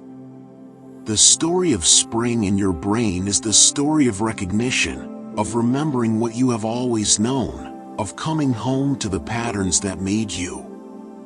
And in that homecoming, you can rest. Sleep now. Spring will still be here when you wake. It always returns. It always will. There are deeper patterns still to explore, quieter truths about how this season weaves itself into the fabric of your being. Consider the water that moves through spring, how it changes, how it affects you in ways both visible and hidden. Spring brings the melting of snow in many regions, the release of water that has been held frozen through winter months. This meltwater is different from rain, different from groundwater. It's been purified through freezing, with impurities concentrated in certain ice crystals while others remain pure. As it melts, this water flows into streams and rivers with particular clarity. But beyond its physical properties, there's something in your psyche that responds to flowing water. The sound of a spring stream activates your parasympathetic nervous system more reliably than almost any other natural sound. Studies measuring heart rate variability, a key marker of parasympathetic activation, show that the sound of flowing water increases the intervals between heartbeats in a healthy, calming pattern. This isn't just about the sound being pleasant. Your brain processes the complex acoustic patterns of flowing water, the turbulence, the varying pitches, the rhythmic irregularity, and finds in them a kind of order. Water flowing follows physical laws. It moves around obstacles in predictable ways. The sounds it makes reflect these laws, and your brain recognizes this deep structure even without conscious awareness. When you hear water flowing, some ancient part of your brain recognizes, here is a reliable resource, here is evidence of cycles functioning properly, here is proof that the world is working as it should. And in that recognition, tension you didn't know you were holding begins to release. Spring streams also carry scents, the mineral smell of rocks worn smooth, the organic scent of wet earth, the clean smell of moving water. These scents contain information about the health of the ecosystem, and your olfactory system processes this information below the threshold of conscious thought. The negative ions generated by moving water, especially waterfalls and fast-flowing streams, increase as water volume increases in spring. These ions, as mentioned before, may affect your serotonin levels and your overall sense of well-being. But they also appear to affect the electrical properties of the air itself. Your body exists in an electrical field. Your nervous system runs on electrical impulses. The electrical properties of the air around you can influence your own bioelectrical state in subtle ways. Negatively charged air from spring water sources may help stabilize your own electrical systems, creating a sense of balance and calm. Even if you're far from streams, spring brings increased humidity from rainfall, from morning dew, from the transpiration of billions of leaves emerging on trees. This moisture affects how your skin feels, how your breathing feels, how the air itself seems to have substance and presence. Your largest organ, your skin, contains millions of receptors sensitive to moisture, pressure, and temperature. In spring's moderate humidity, these receptors send balanced signals to your somatosensory cortex. Your skin isn't drying out as in winter's arid air, nor is it overwhelmed by summer's heavy moisture. It exists in equilibrium with the air around it. This tactile comfort, this sense that your boundary with the world is permeable and pleasant rather than defensive, contributes to an overall sense of ease. You're not armored against the environment. You're in conversation with it, in exchange with it. Bright colors in nature, especially on moving objects, capture your attention in ways that bypass conscious control. This is adaptive. Brightly colored things might be food, ripe fruit, might be dangerous, warning coloration on poisonous animals, or might be important for other reasons. But butterflies are neither food nor danger. They're simply beauty in motion. This allows your attention to be captured, your color processing regions to be activated, your tracking systems to engage, all without any activation of threat responses. Pure perception, pure aesthetic experience, no survival significance. This separation of perception from survival needs, this ability to experience beauty for its own sake, represents a sophisticated neural achievement. And spring butterflies, emerging by the millions, offer countless opportunities for this pure aesthetic experience. Bees deserve deeper attention as well. Beyond their buzzing sound, bees perform a service to the ecosystem that has indirect effects on your brain. As they pollinate flowers, they enable the production of fruits and seeds. This productivity, this abundance that bees help create, becomes part of the environment you perceive. A landscape full of flowers that will become fruit, of plants successfully reproducing, feels different to your brain than a sterile landscape. Even if you can't articulate why, the abundance signals health, signals functioning ecosystems, signals a world that works. The earthworms that emerge in spring, coming to the surface after rain, represent another invisible but essential aspect of the season. Earthworms aerate soil, process organic matter, make nutrients available to plants. Their activity makes the spring growth possible. While you rarely see earthworms unless you're gardening or walking after rain, their presence affects the soil ecosystem in ways that cascade upward. Healthy soil, rich with earthworm activity, supports more diverse plant life, which supports more diverse insect life, which supports more diverse bird life. This cascading abundance, this trophic pyramid of life, all rests on unsexy organisms like earthworms. And when you're in an environment shaped by healthy soil ecosystems, you're surrounded by the results of their invisible labor. The scent of healthy soil in spring, that earthy, rich smell, includes compounds produced by earthworm digestion and by the microorganisms that work alongside them. When you smell spring earth, you're detecting the scent of healthy ecosystem function.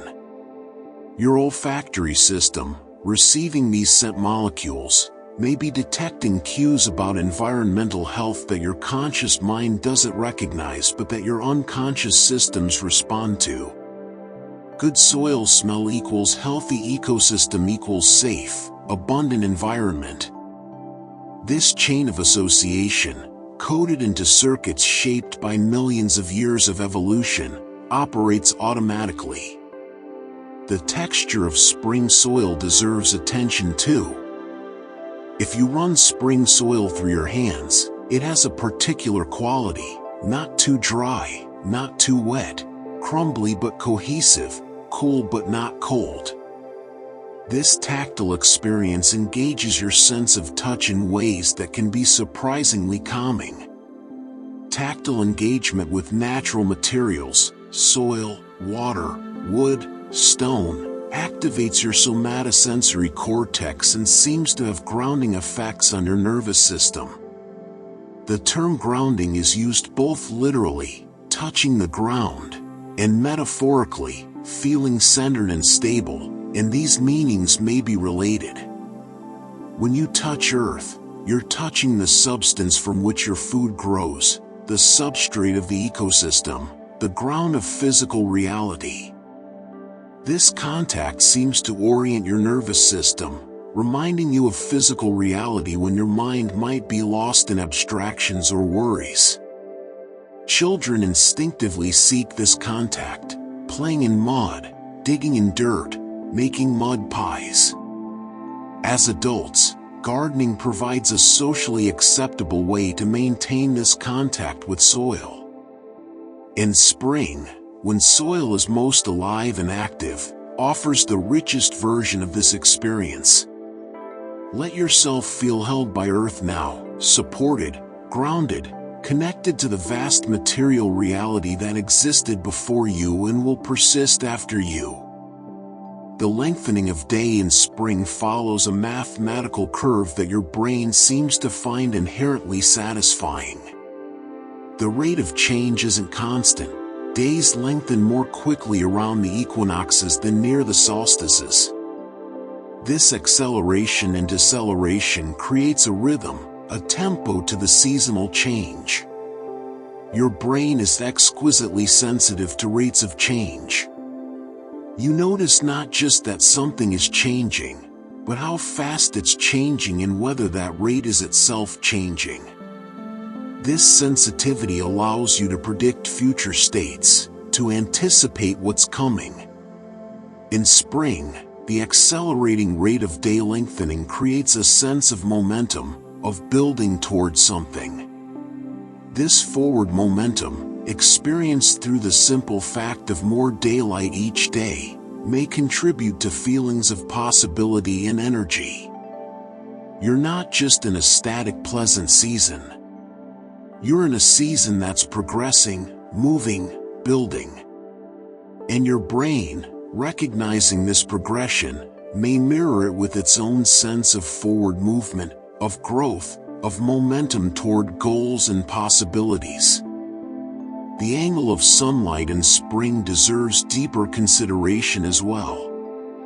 Spring sunlight enters the atmosphere at angles between winter's low oblique rays and summer's nearly vertical light. This moderate angle creates particular lighting conditions that photographers and painters have long recognized as ideal. Light at this angle casts shadows that are neither too long nor too short, creating a balance of light and shadow that gives landscapes depth and dimension. Your visual cortex processes these balanced light and shadow patterns easily, constructing a three-dimensional understanding of space without strain. The moderate angle also means that sunlight passes through less atmosphere than when the sun is very low on the horizon.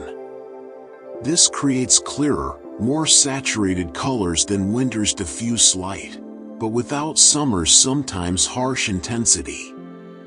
Your color processing regions, receiving these clear but not overwhelming color signals, can work at optimal efficiency. Colors look vivid but not garish, rich but not exhausting. This optimal color environment may contribute to the general sense that spring looks right in a way that's hard to articulate but deeply felt. The spring practice of opening windows deserves its own meditation. After months of sealed indoor environments, the act of opening windows to spring air creates both physical and psychological shifts. Physically, you're exchanging indoor air, which may be stale, may contain accumulated CO2, may be depleted of negative ions, for fresh outdoor air. Carbon dioxide levels in sealed indoor spaces can climb to levels that subtly impair cognitive function. Opening windows drops CO2 levels and increases oxygen, improving mental clarity. The fresh air also brings scents from outside: grass, flowers, rain, earth, that activate your olfactory system in ways that indoor air cannot. Even if your indoor space smells clean or even pleasant, it lacks the complexity and variability of outdoor air. Psychologically, the act of opening windows represents a breaking of barriers between inside and outside, between self and world. In winter, you might feel necessarily enclosed, protected. But in spring, this enclosure can feel like imprisonment rather than protection.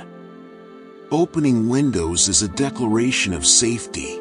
The environment is benign enough to allow penetration of indoor space.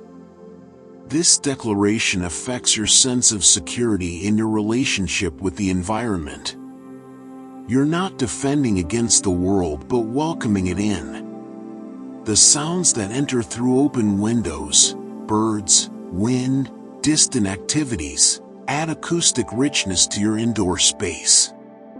Silence or mechanical sounds of appliances give way to the complex, varying soundscape of the outdoor world. This acoustic enrichment seems to affect your sense of time and your sense of place. Instead of existing in a timeless, placeless indoor bubble, you're connected to the specific moment and location you're actually in. Birds singing tell you it's morning or evening. Wind sound tells you weather conditions. Distant sounds tell you about your neighborhood's activities. This temporal and spatial anchoring can reduce anxiety. When you're disconnected from environmental cues, your brain can lose track of where and when you are, creating a subtle disorientation that feeds anxiety.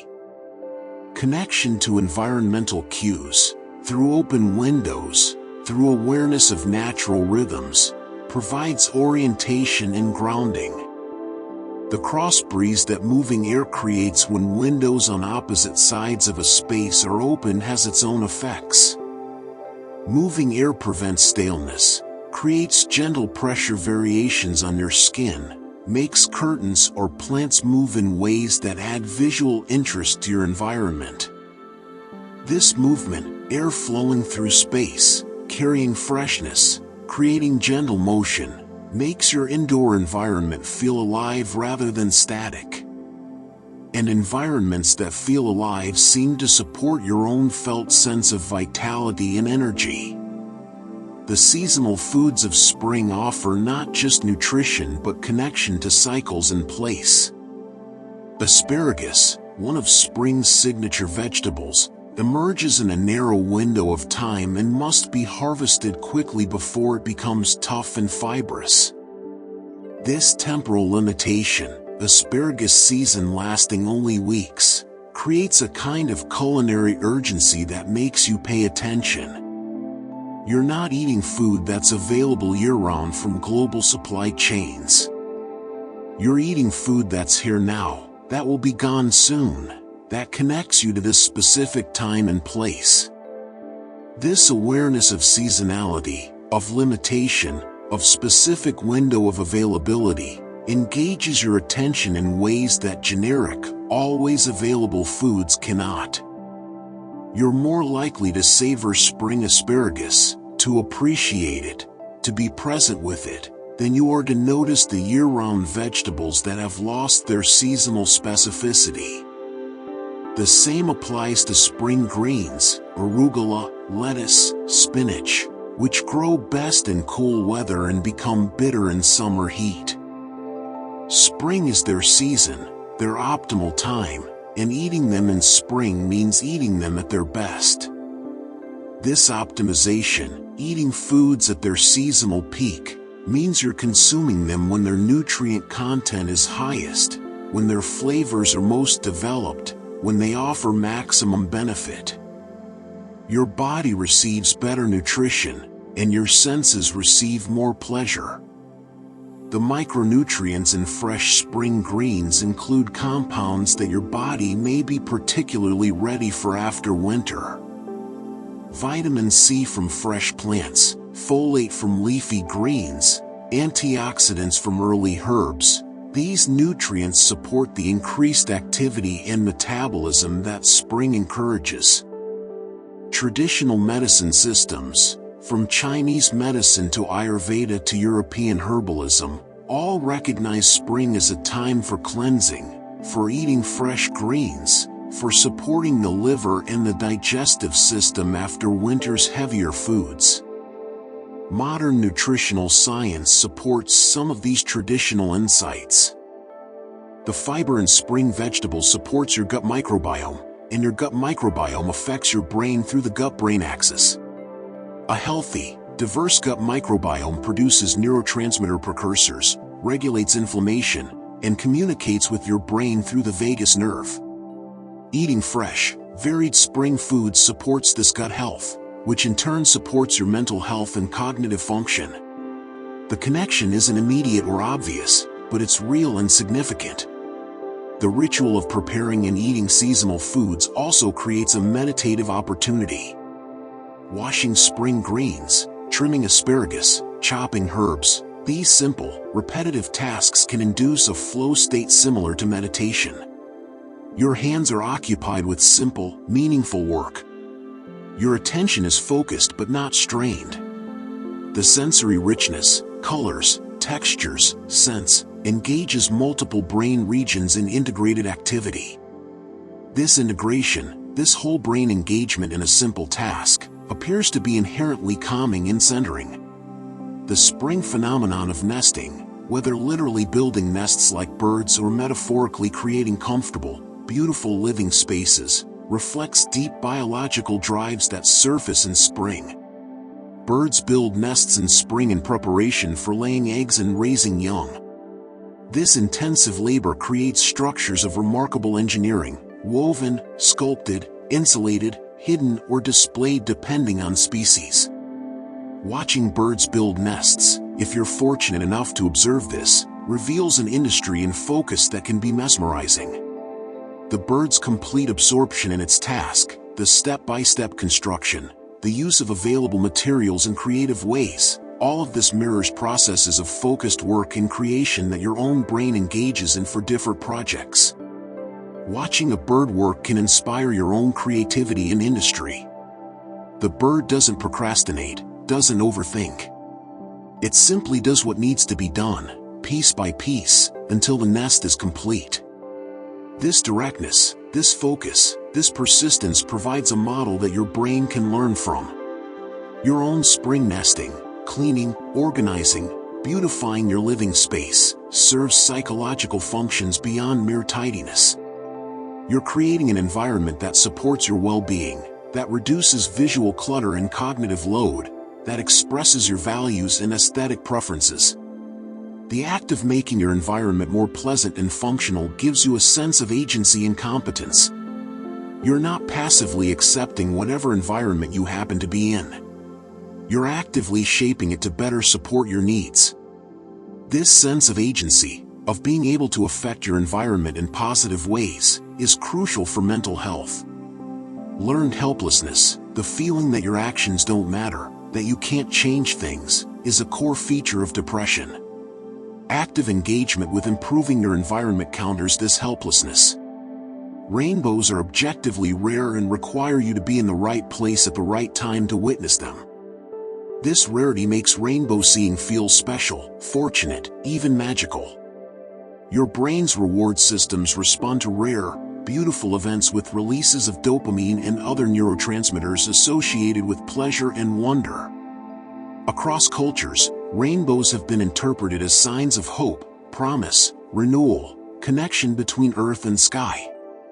These interpretations, while culturally specific in detail, share common themes that may reflect universal human responses to this natural phenomenon. Your brain, seeing a rainbow, experiences beauty, rarity, and the sense of witnessing something extraordinary. These experiences, layered together, create a moment of pure positive effect that can uplift mood and create lasting positive memories. The memory of seeing a spring rainbow can serve as a psychological resource long after the rainbow itself has faded. Recalling beautiful moments, positive experiences, times of wonder, this recollection activates similar neural circuits to the original experience, providing a smaller but still genuine boost to mood and well-being. This is why creating and storing positive memories matters. They become resources you can draw on when you need them, reminders that beauty exists, that wonder is possible, that the world contains moments of grace. Spring provides abundant opportunities for creating these positive memories. Each walk might bring something unexpected, a first flower, a returning bird, a perfect cloud formation, a rainbow after a storm. These moments, noticed and appreciated, become part of your inner landscape. As you rest now, you can recall spring moments from your own experience, or imagine them if you haven't yet had them this year. The power of memory and imagination to activate similar neural circuits means that even imagined spring scenes can calm and restore. Picture yourself in the spring place that calls to you. Perhaps it's a garden, a forest path, a meadow, a park, a mountain valley just beginning to green. Whatever spring's place speaks to you, allow yourself to be there now in imagination. Feel the temperature on your skin, warm but not hot, cool but not cold. Notice the quality of light, bright but gentle, clear but not harsh. Hear the sounds, birds calling, wind moving through new leaves, water flowing somewhere nearby. Smell the air, fresh with rain or earth or flowers or new grass. Let your imagined body relax into this imagined place, knowing that your real nervous system responds to imagination almost as strongly as to reality. Your brain creates your experience of reality by integrating sensory information, memory, expectation, and imagination. When you vividly imagine a calming spring scene, you're giving your brain many of the same inputs it would receive if you were actually there. This is why guided imagery, meditation, and visualization practices can be so effective. They work with how your brain actually functions, using imagination to create real changes in your neurological state. And as you rest here in your imagined spring, or in the memory of real springs you've experienced, let the accumulated knowledge of spring's effects on your brain deepen your relaxation. You know now that spring light regulates your circadian rhythms, improving your sleep and mood. You know that spring sounds activate your parasympathetic nervous system, calming your heart and breath. You know that spring scents can affect your limbic system directly, bypassing rational filters to create immediate emotional effects. You know that spring colors optimize your visual system's function, that spring temperatures free your metabolism from thermoregulation demands, that spring growth triggers hope and possibility in your psyche. All of this knowledge can settle into your awareness not as facts to remember but as truths to embody. Spring calms you because you are built to be calmed by spring. Millions of years of evolution have shaped your nervous system to respond to exactly these conditions. You are not separate from nature, trying to benefit from it. You are nature, experiencing itself, calibrating itself, renewing itself. Spring happens to you because spring happens as you. You are the earth greening, the sap rising, the bud opening, the birds singing. These are not metaphors. At the level of atoms and molecules, of energy and matter, of carbon and water and sunlight transformed into life, you are exactly these things. The carbon in your body has cycled through countless springs. The water in your cells has fallen as spring rain. The energy that powers your thoughts came from the sun, captured by plants, consumed by you or by animals you eat. You are sunlight made conscious. You are earth, aware and experiencing. You are not in the universe, you are the universe, experiencing itself from a particular vantage point. And spring, this annual miracle of renewal, this explosion of life, this greening and warming and flowering, this is your birthright, your heritage, your deepest nature expressing itself. Rest in this truth now. You belong to spring as spring belongs to you. You are home in this season because this season is homing you. Let every cell remember its connection to soil and sun. Let every breath acknowledge its kinship with wind and rain. Let every heartbeat sync with the rhythm of seasons, of cycles, of endless return. Spring comes because the earth turns. Spring comes because light returns. Spring comes because life persists, because energy flows, because the universe tends toward complexity and consciousness and beauty. And you are here to witness it. Not separate from it, but as it. You are spring, being aware of spring. You are life, celebrating life. You are consciousness, arising from matter and energy, able to know and appreciate the very processes that created it. This might be the most profound truth spring teaches, that consciousness emerges from nature, not separate from it. Your thoughts arise from neurons, which arose from cells, which arose from molecules, which arose from atoms forged in stars that died before your sun was born. You are stardust, arranged in a pattern that can think and feel and know itself. And spring is the reminder, the annual proof, that this arrangement, this miracle of organized complexity, is nature's fundamental tendency. Life wants to happen. Complexity wants to emerge. Consciousness wants to arise. And spring is the visible, tangible, beautiful expression of these cosmic wants made manifest on earth. So rest now in the knowledge that spring is not just a season you experience.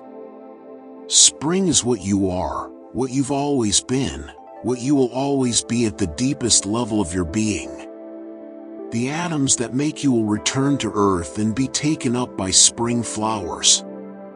the carbon that thinks these thoughts will someday feed spring grass. The water that makes most of your mass will fall as spring rain on a world you'll never see. But these atoms, this carbon, this water, they'll still be spring. Still be life. Still be the universe experiencing itself. This continuity, this connection, this endless cycling through forms while essence remains, this is what spring teaches at the deepest level. You are temporary.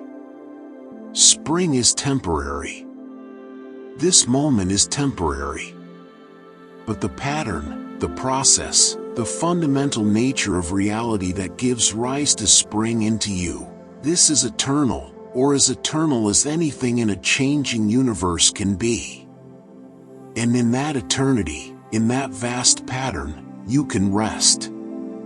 Your small concerns, your personal worries, your individual anxieties, they matter, they're real, but they're also tiny against the backdrop of billions of springs that have been and billions more that will be. This perspective doesn't diminish your life. It contextualizes it, connects it, gives it meaning as part of something so much larger than yourself. You are a wave in the ocean, temporary but real, individual but never separate from the whole. And spring is the reminder of this truth, the annual confirmation that you are part of the great cycling of life on Earth. Sleep now in this knowledge. Rest in this truth. Let spring hold you as the earth holds you, as gravity holds you, as the universe holds you in its vast, impersonal, perfect embrace.